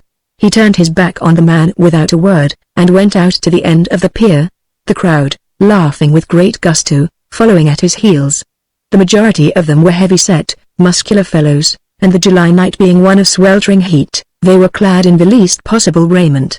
The water people of any race are rough and turbulent, and it struck Alf that to be out at midnight on a pier and with such a crowd of wharfmen, in a big Japanese city, was not as safe as it might be. One burly fellow, with a shock of black hair and ferocious eyes, came up. The rest shoved in after him to take part in the discussion. Give me shoes, the man said. Give me shoes now. I take you American schooner. Alf shook his head, whereat the crowd clamored that he accept the proposal. Now the Anglo-Saxon is so constituted that to browbeat or bully him is the last way under the sun of getting him to do any certain thing. He will dare willingly, but he will not permit himself to be driven. So this attempt of the boatman to force Alf only aroused all the dogged stubbornness of his race. The same qualities were in him that are in men who lead forlorn hopes, and there, under the stars, on the lonely pier, encircled by the jostling and shouldering gang, he resolved that he would die rather than submit to the indignity of being robbed of a single stitch of clothing. Not value, but principle, was at stake. Then somebody thrust roughly against him from behind. He whirled about with flashing eyes, and the circle involuntarily gave ground. But the crowd was growing more boisterous. Each and every article of clothing he had on was demanded by one or another, and these demands were shouted simultaneously at the tops of very healthy lungs. Alf had long since ceased to say anything, but he knew that the situation was getting dangerous, and that the only thing left to him was to get away. His face was set doggedly, his eyes glinted like points of steel, and his body was firmly and confidently poised. This air of determination sufficiently impressed the boatmen to make them give way before him when he started to walk toward the shore end of the pier. But they trooped along beside him and behind him, shouting and laughing more noisily than ever. One of the youngsters, about Alf's size and build, impudently snatched his cap from his head, but before he could put it on his own head, Alf struck out from the shoulder, and sent the fellow rolling on the stones. The cap flew out of his hand and disappeared among the many legs. Alf did some quick thinking. His sailor pride would not permit him to leave the cap in their hands. He followed in the direction it had sped, and soon found it under the bare foot of a stalwart fellow, who kept his weight stolidly upon it. Alf tried to get the cap out by a sudden jerk, but failed. He shoved against the man's leg, but the man only grunted. It was challenge direct, and Alf accepted it. Like a flash one leg was behind the man and Alf had thrust strongly with his shoulder against the fellow's chest. Nothing could save the man from the fierce vigorousness of the trick, and he was hurled over and backward. Next, the cap was on Alf's head and his fists were up before him. Then he whirled about to prevent attack from behind, and all those in that quarter fled precipitately. This was what he wanted. None remained between him and the shore end. The pier was narrow. Facing them and threatening with his fist those who attempted to pass him on either side, he continued his retreat. It was exciting work, walking backward and at the same time checking that surging mass of men. But the dark-skinned peoples, the world over, have learned to respect the white man's fist, and it was the battles fought by many sailors, more than his own warlike front, that gave Alf the victory. Where the pier adjoins the shore was the station of the harbor police, and Alf backed into the electric-lighted office, very much to the amusement of the dapper lieutenant in charge. The sampan men, grown quiet and orderly, clustered like flies by the open door, through which they could see and hear what passed. Alf explained his difficulty in few words, and demanded, as the privilege of a stranger in a strange land, that the lieutenant put him aboard in the police boat. The lieutenant, in turn, who knew all the rules and regulations by heart, explained that the harbor police were not ferrymen, and that the police boats had other functions to perform than that of transporting belated and penniless sailormen to their ships. He also said he knew the sampan men to be natural-born robbers, but that so long as they robbed within the law he was powerless. It was their right to collect fares in advance, and who was he to command them to take a passenger and collect fare at the journey's end? Alf acknowledged the justice of his remarks, but suggested that while he could not command he might persuade. The lieutenant was willing to oblige, and went to the door, from where he delivered a speech to the crowd. But they, too, knew their rights, and, when the officer had finished, shouted in chorus their abominable 10 sen. "You pay now. You pay now." "You see, I can do nothing," said the lieutenant, who, by the way, spoke perfect English. "But I have warned them not to harm or molest you, so you will be safe, at least. The night is warm and half over. Lie down somewhere and go to sleep. I would permit you to sleep here in the office, were it not against the rules and regulations." Alf thanked him for his kindness and courtesy, but the sampan men had aroused all his pride of race and doggedness, and the problem could not be solved that way. To sleep out the night on the stones was an acknowledgement of defeat. "The sampan men refused to take me out?" The lieutenant nodded. "And you refuse to take me out?" Again the lieutenant nodded. "Well, then, it's not in the rules and regulations that you can prevent my taking myself out?" The lieutenant was perplexed. "There is no boat," he said. "That's not the question," Alf proclaimed hotly. "If I take myself out, everybody's satisfied and no harm done?" "Yes, what you say is true," persisted the puzzled lieutenant. "But you cannot take yourself out. You just watch me," was the retort. Down went Alf's cap on the office floor. Right and left he kicked off his low-cut shoes. Trousers and shirt followed. "Remember," he said in ringing tones, "I, as a citizen of the United States, shall hold you, the city of Yokohama, and the government of Japan responsible for those clothes. Good night." He plunged through the doorway, scattering the astounded boatmen to either side, and ran out on the pier. But they quickly recovered and ran after him, shouting with glee at the new phase the situation had taken on. It was a night long remembered among the waterfolk of Yokohama town. Straight to the end Alf ran, and, without pause, dived off cleanly and neatly into the water. He struck out with a lusty, single overhand stroke till curiosity prompted him to halt for a moment.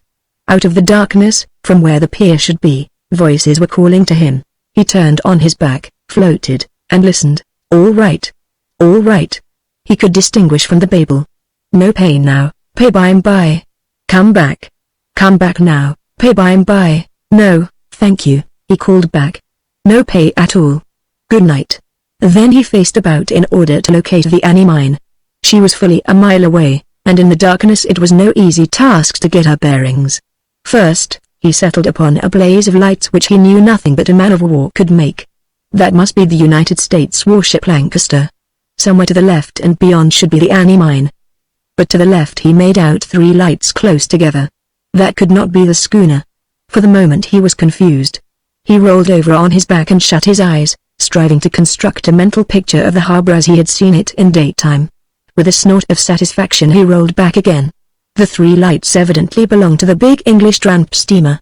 Therefore the schooner must lie somewhere between the 3 lights and the Lancaster. He gazed long and steadily, and there, very dim and low, but at the point he expected, burned a single light, the anchor light of the Annie mine. And it was a fine swim under the starshine. The air was warm as the water, and the water as warm as tepid milk. The good salt taste of it was in his mouth, the tingling of it along his limbs, and the steady beat of his heart, heavy and strong, made him glad for living. But beyond being glorious the swim was uneventful. On the right hand he passed the many-lighted Lancaster, on the left hand the English tramp, and ere long the Annie mine loomed large above him. He grasped the hanging rope ladder and drew himself noiselessly on deck. There was no one in sight. He saw a light in the galley, and knew that the captain's son, who kept the lonely anchor watch, was making coffee. Alf went forward to the forecastle. The men were snoring in their bunks, and in that confined space the heat seemed to him insufferable. So he put on a thin cotton shirt and a pair of dungaree trousers, tucked blanket and pillow under his arm, and went up on deck and out on the forecastle head. Hardly had he begun to doze when he was roused by a boat coming alongside and hailing the anchor watch. It was the police boat, and to Alf it was given to enjoy the excited conversation that ensued. Yes, the captain's son recognized the clothes. They belonged to Alf Davis, one of the seamen. What had happened? No, Alf Davis had not come aboard. He was ashore. He was not ashore? Then he must be drowned. Here both the lieutenant and the captain's son talked at the same time, and Alf could make out nothing. Then he heard them come forward and rouse out the crew. The crew grumbled sleepily and said that Alf Davis was not in the forecastle, whereupon the captain's son waxed indignant at the Yokohama police and their ways, and the lieutenant quoted rules and regulations in despairing accents. Alf rose up from the forecastle head and extended his hand, saying, "I guess I'll take those clothes. Thank you for bringing them aboard so promptly. I don't see why he couldn't have brought you aboard inside of them," said the captain's son. And the police lieutenant said nothing, though he turned the clothes over somewhat sheepishly to their rightful owner. The next day, when Alf started to go ashore, he found himself surrounded by shouting and gesticulating, though very respectful, sampan men, all extraordinarily anxious to have him for a passenger. Nor did the one he selected say, "You pay now," when he entered his boat. When Alf prepared to step out onto the pier, he offered the man the customary 10 sen. But the man drew himself up and shook his head. "You all right?" he said. "You no pay. You never no pay. You bully boy and all right." And for the rest of the Annie mine's stay in port, the sampan men refused money at Alf Davis's hand. Out of admiration for his pluck and independence, they had given him the freedom of the harbor, whose business is to live. Stanton Davis and Jim Wemple ceased from their talk to listen to an increase of uproar in the street. A volley of stones thrummed and boomed the wire mosquito nettings that protected the windows. It was a hot night, and the sweat of the heat stood on their faces as they listened. Arose the incoherent clamor of the mob, punctuated by individual cries in Mexican Spanish. Least terrible among the obscene threats were, "Death to the gringos. Kill the American pigs.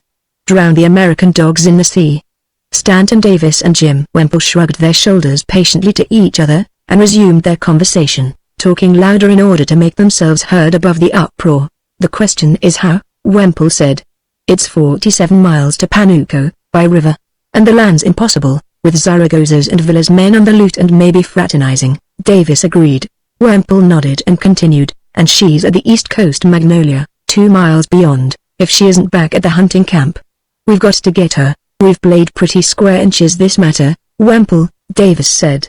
"And we might as well speak up and acknowledge what each of us knows the other knows. You want her?" "I want her." Wemple lighted a cigarette and nodded.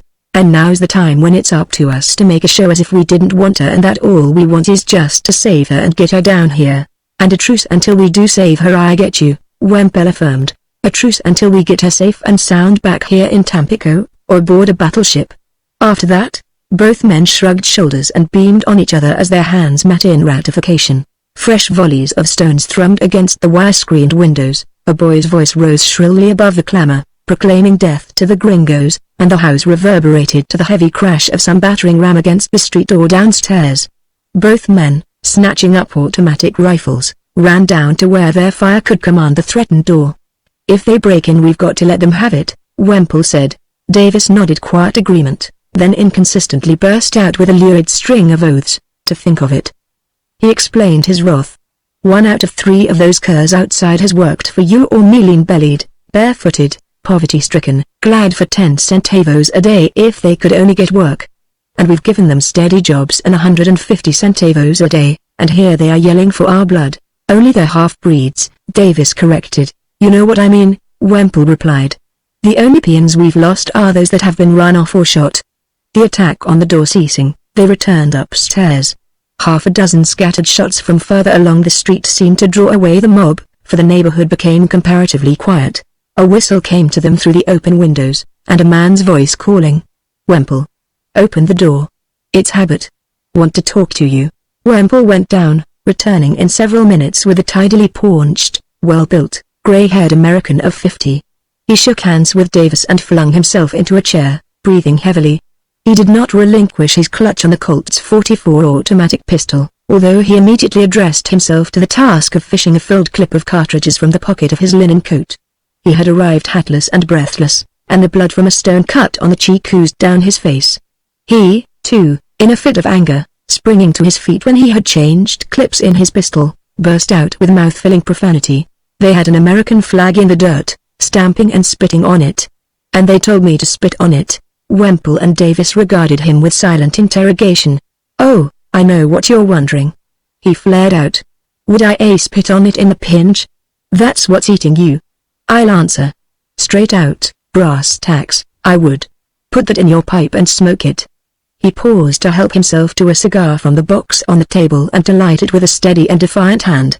"Hell! I guess this neck of the woods knows Anthony Habit, and you can bank on it that it's never located his yellow streak. Sure, in the pinch, I'd spit on Old Glory. What the hell do you think I'm going on the streets for a night like this? Didn't I skin out of the Southern Hotel half an hour ago, where there are 40 buck Americans, not counting their women, and all armed? That was safety. What do you think I came here for? To rescue you." His indignation lumped his throat into silence, and he seemed shaken as with an apoplexy. "Spit it out," Davis commanded dryly. "I'll tell you," Habit exploded. "It's Billy Boy. 50 miles up country and 20,000 throat-cutting Federals and rebels between him and me. Do you know what that boy'd do if he was here in Tampico and I was 50 miles up the Panuco? Well, I know. And I'm going to do the same. Go and get him. We're figuring on going up," Wemple assured him. "And that's why I headed here, Miss Drexel, of course." Both men acquiesced and smiled. It was a time when men dared speak of matters which at other times tabooed speech. "Then the things to get started," Habit exclaimed, looking at his watch. "It's midnight now. We've got to get to the river and get a boat." But the clamor of the returning mob came through the windows in answer. Davis was about to speak, when the telephone rang, and Wemple sprang to the instrument. "It's Carson," he interjected, as he listened. "They haven't cut the wires across the river yet. Hello, Carson. Was it a break or a cut?" "Bully for you. Yes, move the mules across to the Portero beyond Tamcochin." "Who's at the water station? Can you still phone him? Tell him to keep the tanks full, and to shut off the main to Arico. Also, to hang on till the last minute, and keep a horse saddled to cut and run for it. Last thing before he runs, he must jerk out the phone. Yes, yes, yes. Sure. No breeds. Leave full-blooded Indians in charge. Gabriel is a good hombre. Heaven knows, once we're chased out, when we'll get back. You can't pinch down Jaramillo under 2,500 barrels. We've got storage for 10 days. Gabriel have to handle it. Keep it moving, if we have to run it into the river. Ask him if he has a launch." Habit broke in. "He hasn't," was Wemple's answer. "The Federals commandeered the last one at noon. Say, Carson, how are you going to make your getaway?" Wemple queried. The man to whom he talked was across the Panuco, on the south side, at the tank farm. "Says there isn't any getaway," Wemple vouchsafed to the other two. "The Federals are all over the shop, and he can't understand why they haven't raided him hours ago. Who? Campos. That skunk. All right. Don't be worried if you don't hear from me. I'm going upriver with Davis and Habit. Use your judgment, and if you get a safe chance at Campos, pot him. Oh, a hot time over here. They're battering our doors now. Yes, by all means. Goodbye, old man. Wemple lighted a cigarette and wiped his forehead. You know Campos, Jose H. Campos, he volunteered. The dirty curs stuck Carson up for 20,000 pesos. We had to pay, or he'd have compelled half our peons to enlist or set the wells on fire. And you know, Davis, what we've done for him in past years. Gratitude? Simple decency? Great Scott. It was the night of April 21st. On the morning of the 21st the American Marines and Blue Jackets had landed at Vera Cruz and seized the custom house and the city. Immediately the news was telegraphed. The vengeful Mexican mob had taken possession of the streets of Tampico and expressed its disapproval of the action of the United States by tearing down American flags and crying death to the Americans. There was nothing save its own spinelessness to deter the mob from carrying out its threat. Had it battered down the doors of the Southern Hotel, or of other hotels, or of residences such as Wemple's, a fight would have started in which the thousands of federal soldiers in Tampico would have joined their civilian compatriots in the laudable task of decreasing the gringo population of that particular portion of Mexico. There should have been American warships to act as deterrents, but through some inexplicable excess of delicacy, or strategy, or heaven knows what, the United States, when it gave its orders to take Vera Cruz, had very carefully withdrawn its warships from Tampico to the open Gulf a dozen miles away. This order had come to Admiral Mayo by wireless from Washington, and thrice he had demanded the order to be repeated, ere, with tears in his eyes, he had turned his back on his countrymen and countrywomen and steamed to sea. Of all asinine things, to leave us in the lurch this way. Habit was denouncing the powers that be of his country. Mayo'd never have done it. Mark my words, he had to take program from Washington. And here we are, and our dear one scattered for 50 miles back up country. Say, if I lose Billy Boy I'll never dare go home to face the wife. Come on. Let the three of us make a start. We can throw the fear of God into any gang on the streets. Come on over and take a squint, Davis invited from where he stood, somewhat back from the window, looking down into the street. It was gorged with rioters, all haranguing, cursing, crying out death, and urging one another to smash the doors, but each hanging back from the death he knew waited behind those doors for the first of the rush. We can't break through a bunch like that, Habit, was Davis' comment. And if we die under their feet we'll be of little use to Billy Boy or anybody else up the Panuco, Wemple added. And if a new movement of the mob caused him to break off. It was splitting before a slow and silent advance of a file of white-clad men. Blue Jackets Mayo's come back for us after all, Habit muttered. Then we can get a Navy launch, Davis said. The bedlam of the mob died away, and, in silence, the sailors reached the street door and knocked for admittance. All three went down to open it, and to discover that the callers were not Americans but 2 German lieutenants and half a dozen German Marines. At sight of the Americans, the rage of the mob rose again, and was quelled by the grounding of the rifle butts of the Marines. No, thank you, the senior lieutenant, in passable English, declined the invitation to enter. He unconcernedly kept his cigar alive at such times that the mob drowned his voice. We are on the way back to our ship. Our commander conferred with the English and Dutch commanders, but they declined to cooperate, so our commander has undertaken the entire responsibility. We have been the round of the hotels. They are to hold their own until daybreak, when we'll take them off. We have given them rockets such as these. Take them. If your house is entered, hold your own and send our parapet from the roof. We can be here in force, in 45 minutes. Steam is up in all our launches. Launch crews and Marines for shore duty are in the launches, and at the first rocket we shall start. Since you're going aboard now, we should like to go with you, Davis said, after having rendered due thanks. The surprise and distaste on both lieutenants' faces was patent. Oh, no, Davis laughed. We don't want refuge. We have friends 50 miles upriver, and we want to get to the river in order to go up after them. The pleasure on the officers' faces was immediate as they looked a silent conference at each other. Since our commander has undertaken grave responsibility on a night like this, may we do less than take minor responsibility? Queried the elder. To this the younger heartily agreed. In a trice, upstairs and down again, equipped with extra ammunition, extra pistols, and a pocket-bulging supply of cigars, cigarettes and matches, the 3 Americans were ready. Wemple called last instructions up the stairway to imaginary occupants being left behind, ascertained that the spring lock was on, and slammed the door. The officers led, followed by the Americans. The rear brought up by the 6 Marines, and the spitting, howling mob, not daring to cast a stone, gave way before them. As they came alongside the gangway of the cruiser, they saw launches and barges lying in strings to the boat booms, filled with men, waiting for the rocket signal from the beleaguered hotels. A gun thundered from close at hand, upriver, followed by the thunder of numerous guns and the reports of many rifles fired very rapidly. "Now what's the Topla wanging away at?"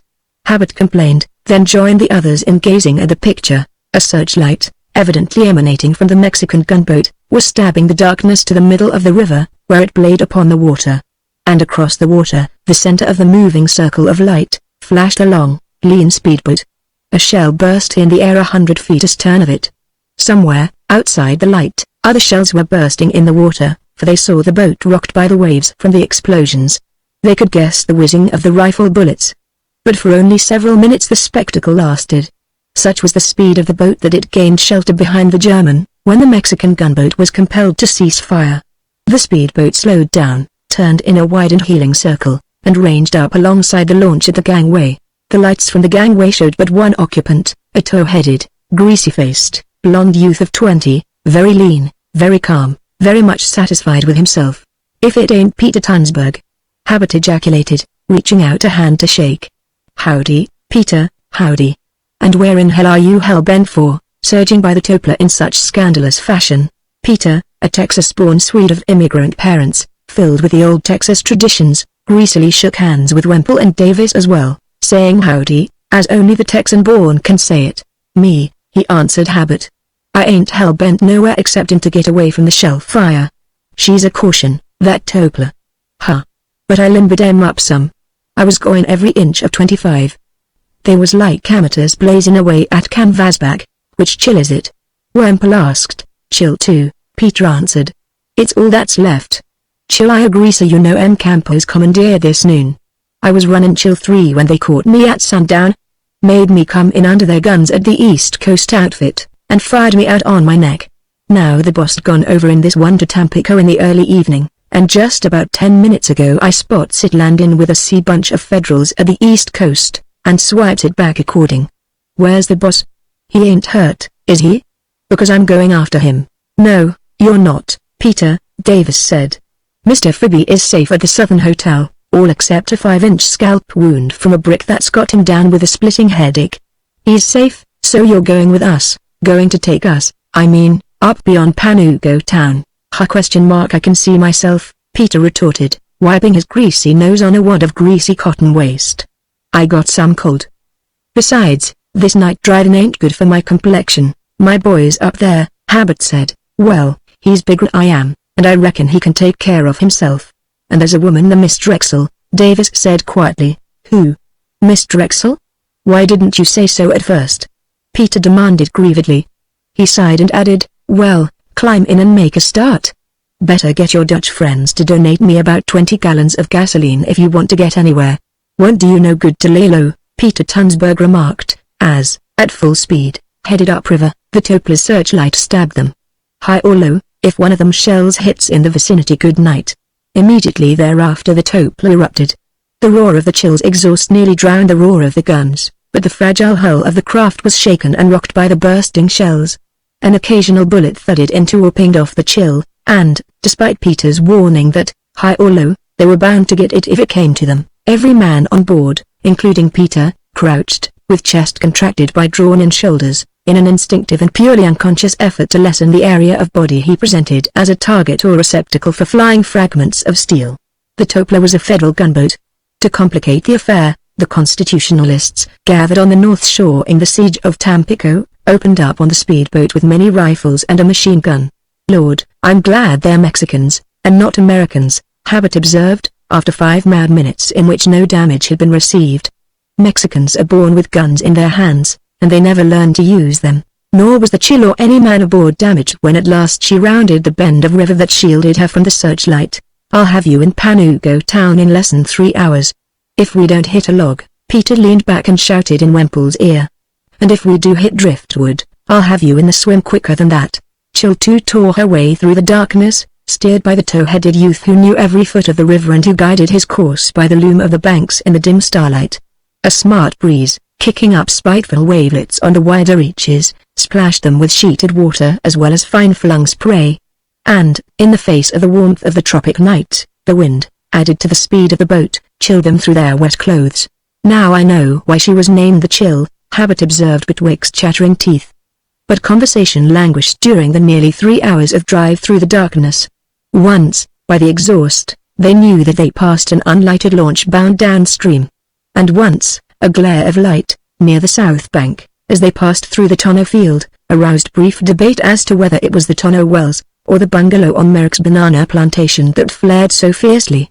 At the end of an hour, Peter slowed down and ran into the bank. "I got a cache of gasoline here, 10 gallons, he explained, "and it's just as well to know it's here for the back trip." Without leaving the boat, fishing arm deep into the brush, he announced, "All hunky-dory." He proceeded to oil the engine. "Huh," he soliloquized for their benefit. "I was just read in a magazine yarn last night. 'Whose Business Is to Die,' was its title. And all I got to say is, the hell it is. A man's business is to live. Maybe you thought it was our business to die when the Topla was peppering us. But you was wrong. We're alive, ain't we? We beat her to it. That's the game. Nobody's got any business to die. I ain't never going to die, if I've got any say about it." He turned over the crank, and the roar and rush of the Chill put an end to speech. There was no need for Wemple or Davis to speak further in the affair closest to their hearts. Their truce to lovemaking had been made as binding as it was brief, and each rival honored the other with a firm belief that he would commit no infraction of the truce. Afterward was another matter. In the meantime they were one in the effort to get Beth Drexel back to the safety of riotous Tampico or of the war vessel. It was 4 o'clock when they passed by Panuco town.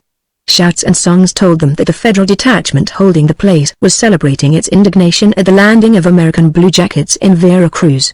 Sentinels challenged the Chill from the shore and shot at random at the noise of her in the darkness. A mile beyond, where a lighted river steamer with steam up lay at the north bank, they ran in at the Upshittle Wells. The steamer was small, and the nearly 200 Americans, men, women, and children crowded her capacity. Blasphemous greetings of pure joy and geniality were exchanged between the men, and Habit learned that the steamboat was waiting for his Billy Boy, who, astride a horse, was rounding up isolated drilling gangs who had not yet learned that the United States had seized Vera Cruz and that all Mexico was boiling. Habit climbed out to wait and to go down on the steamer, while the 3 that remained on the Chill, having learned that Miss Drexel was not with the refugees, headed for the Dutch company on the south shore. This was the Big Gusher, pinched down from 185,000 daily barrels to the quantity the company was able to handle. Mexico had no quarrel with Holland, so that the superintendent, while up, with night guards out to prevent drunken soldiers from firing his vast lakes of oil, was quite unemotional. Yes, the last he had heard was that Miss Drexel and her brother were back at the hunting lodge. No, he had not sent any warnings, and he doubted that anybody else had. Not till 10 o'clock the previous evening had he learned of the landing at Vera Cruz. The Mexicans had turned nasty as soon as they heard of it, and they had killed Miles Foreman at the Empire Wells, run off his labor, and looted the camp. Horses? No. He didn't have horse or mule on the place.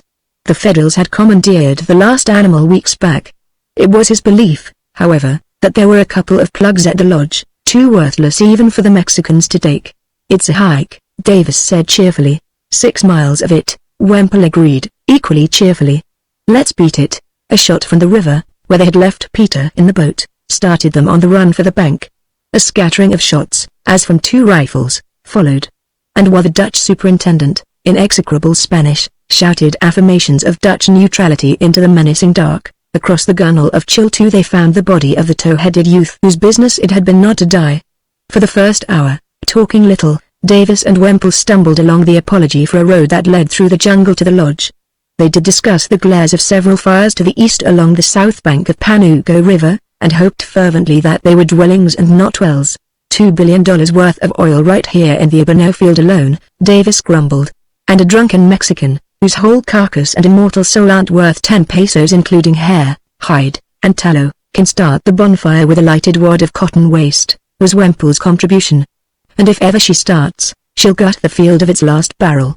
Dawn, at 5, enabled them to accelerate their pace, and 6 o'clock found them rooting out the occupants of the lodge. dress for rough travel, and don't stop for any frills," Wemple called round the corner of Miss Drexel's screened sleeping porch. "Not a wash, nothing," Davis supplemented grimly, as he shook hands with Charlie Drexel, who yawned and slippered up to them in pajamas. "Where are those horses, Charlie? Still alive?" Wemple finished giving orders to the Sloopy Peons to remain and care for the place, occupying their spare time with hiding the more valuable things, and was calling around the corner to Miss Drexel the news of the capture of Vera Cruz, when Davis returned with the information that the horses consisted of a pair of moth-eaten skates that could be depended upon to lie down and die in the first half-mile.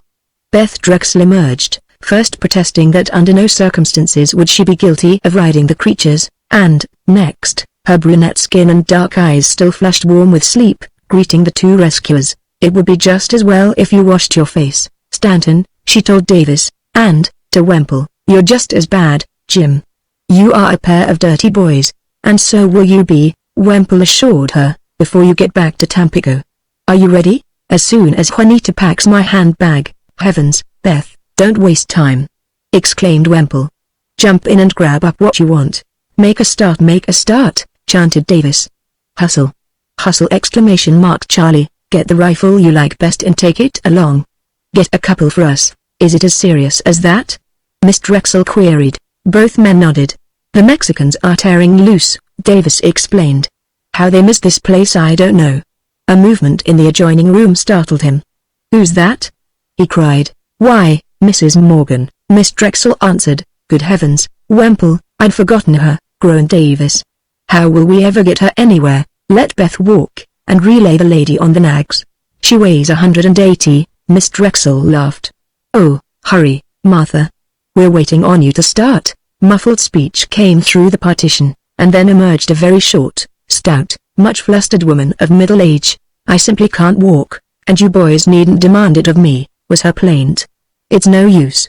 I couldn't walk half a mile to save my life, and it's 6 of the worst miles to the river." They regarded her in despair. "Then you'll ride," said Davis.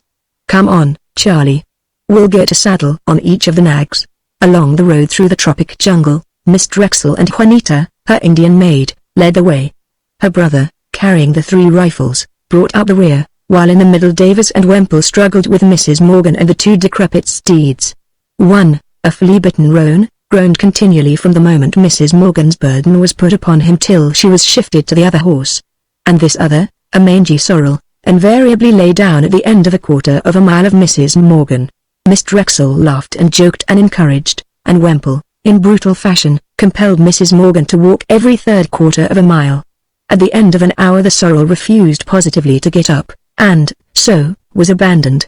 Thereafter, Mrs. Morgan rode the roan alternate quarters of miles, and between times walked if walk may describe her stumbling progress on 2 preposterously tiny feet with a man supporting her on either side. A mile from the river, the road became more civilized, running along the side of 1,000 acres of banana plantation. "Parslows," young Drexel said. "He'll lose a year's crop now on account of this mix-up." "Oh, look what I found," Miss Drexel called from the lead. First machine that ever tackled this road, was young Drexel's judgment, as they halted to stare at the tire tracks. "But look at the tracks," his sister urged. "The machine must have come right out of the bananas and climbed the bank." "Some machine to climb a bank like that," was Davis' comment. "What it'd do was to go down the bank, take a scout after it, Charlie, while Wemple and I get Mrs. Morgan off her fractious mount. No machine ever built could travel far through those bananas." The flea-bitten roan, on its 4 legs upstanding, continued bravely to stand until the lady was removed, whereupon, with a long sigh, it sank down on the ground. Mrs. Morgan likewise sighed, sat down, and regarded her tiny feet mournfully. "Go on, boys," she said. "Maybe you can find something at the river and send back for me."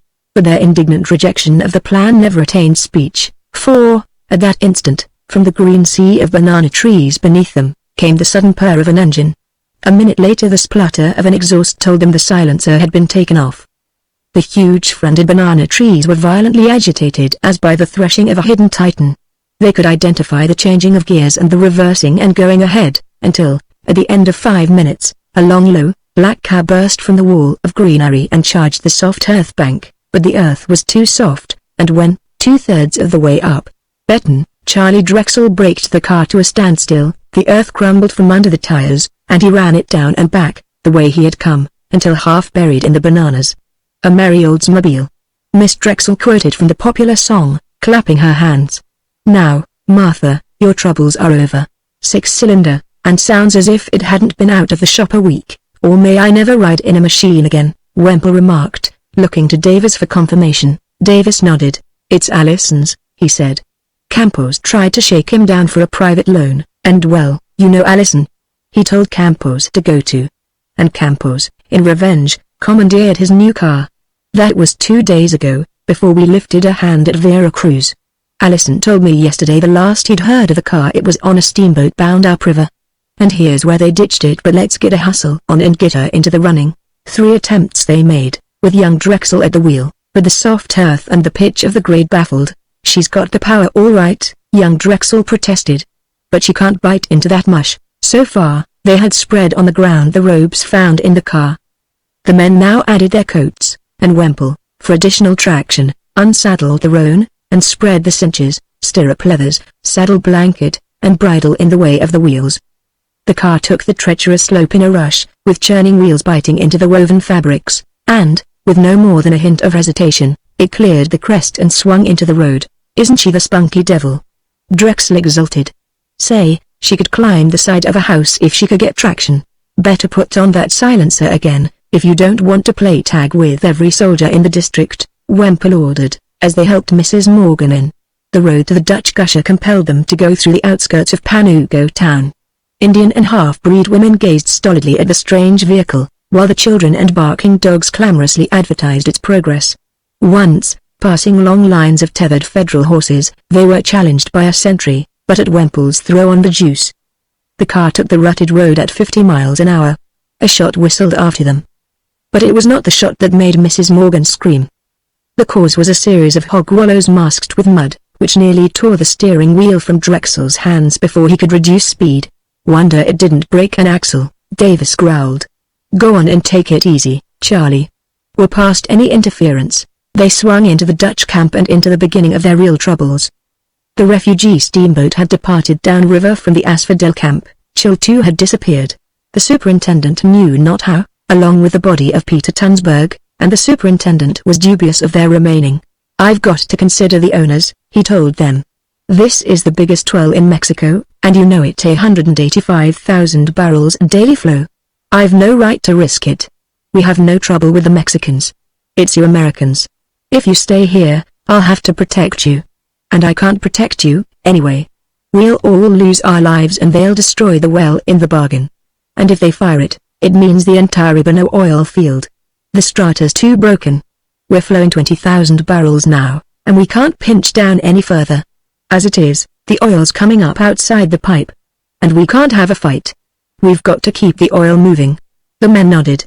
It was cold-blooded logic, but there was no fault to it. The harassed expression eased on the superintendent's face, and he almost beamed on them for agreeing with him. "You've got a good machine there," he continued. "The ferry's at the bank at Panuco, and once you're across, the rebels aren't so thick on the north shore. Why, you can beat the steamboat back to Tampico by hours. And it hasn't rained for days. The road won't be at all bad."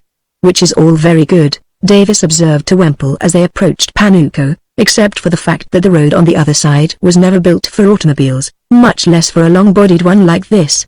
"I wish it were the 4 instead of the 6. And it would bother you with a 4 to negotiate that hill at Alizo where the road switchbacks above the river. And we're going to do it with a 6 or lose a perfectly good 6 in trying," Beth Drexel laughed to them.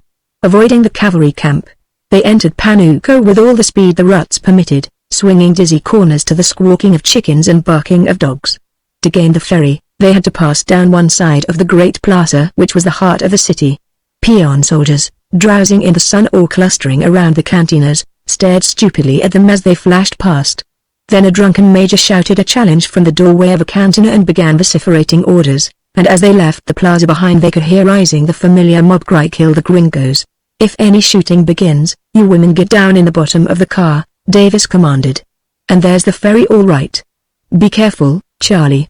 The machine plunged directly down the bank through a cut so deep that it was more like a chute, struck the gangplank with a terrific bump, and seemed fairly to leap on board.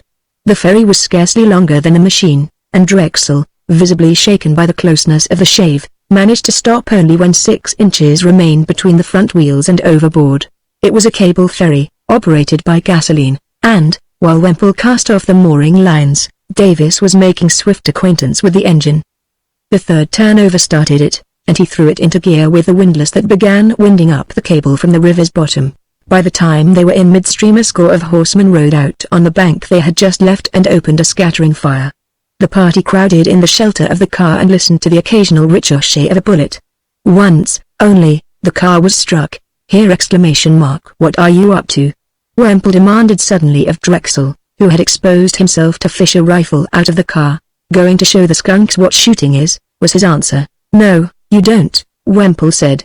"We're not here to fight, but to get this party to Tampico." He remembered Peter Tunsberg's remark. "Whose business is to live, Charlie? That's our business. Anybody can get killed.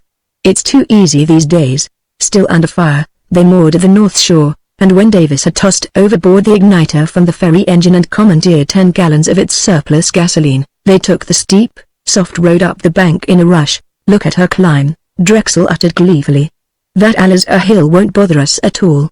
She'll put a crimp in it, that's what she'll do." "It isn't the hill, it's the sharp turn of the zigzag that's liable to put a crimp in her," Davis answered. "That road was never laid out for autos, and no auto has ever been over it. They steamboated this one up, but trouble came before Aliso was reached. Where the road dipped abruptly into a small jag of hollow that was almost V-shaped, it rose out and became 100 yards of deep sand. In order to have speed left for the sand after he cleared the stiff upgrade of the V, Drexel was compelled to hit the trough of the V with speed. Wemple clutched Miss Drexel as she was on the verge of being bounced out. Mrs. Morgan, too solid for such airiness, screamed from the pain of the bump, and even the imperturbable Juanita fell to crossing herself and uttering prayers with exceeding rapidity. The car cleared the crest and encountered the sand, going slower from moment to moment, slewing and writhing and squirming from side to side. The men leapt out and began shoving. Miss Drexel edged Juanita out and followed. But the car came to a standstill, and Drexel, looking back and pointing, showed the first sign of being beaten. 2 things he pointed to: a constitutional soldier on horseback a quarter of a mile in the rear, and a portion of the narrow road that had fallen out bodily on the far slope of the V. "Can't get at this sand unless we go back and try over, and we ditch the car if we try to back up that." The ditch was a huge natural sump hole, the stagnant surface of which was acrool with slime 20 feet beneath. Davis and Wemple sprang to take the boy's place. "You can't do it," he urged.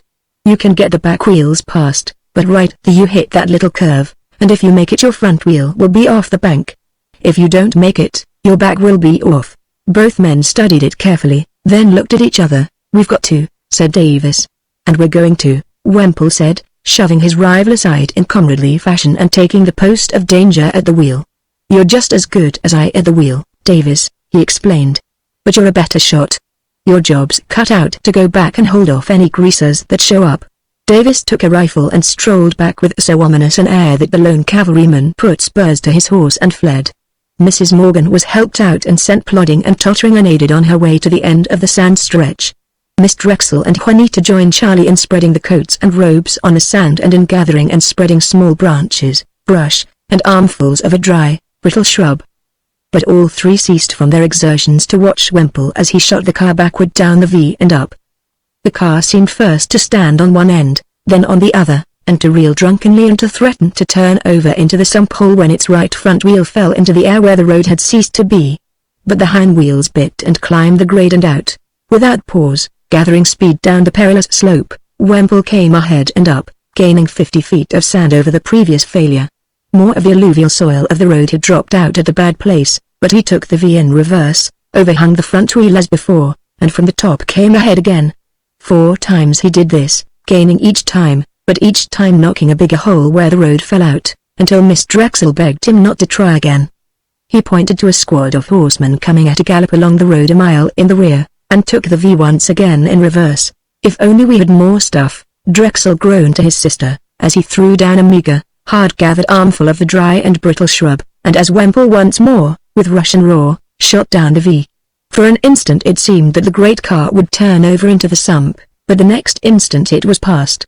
It struck the bottom of the hollow a mighty wallop, and bounced and upended to the steep pitch of the climb. Miss Drexel, seized by inspiration or desperation, with a quick movement stripped off her short, corduroy ramping skirt, and, looking very lithe and boyish in slender-cut pongee bloomers, ran along the sand and dropped the skirt for a foothold for the slowly revolving wheels. Almost, but not quite, did the car stop. Then, gathering way, with the others running alongside and shoving, it emerged on the hard road. While they tossed the robes and coats and Miss Drexel's skirt into the bottom of the car and got Mrs. Morgan on board, Davis overtook them. "Down on the bottom!" Hall of view, he shouted, as he gained the running board and the machine sprang away. A scattering of shots came from the rear. "Whose business is to live!" Hunt down, Davis yelled in Wemple's ear, accompanying the instruction with an open-handed blow on the shoulder. "Live yourself," Wemple grumbled as he obediently hunched. "Get your head down.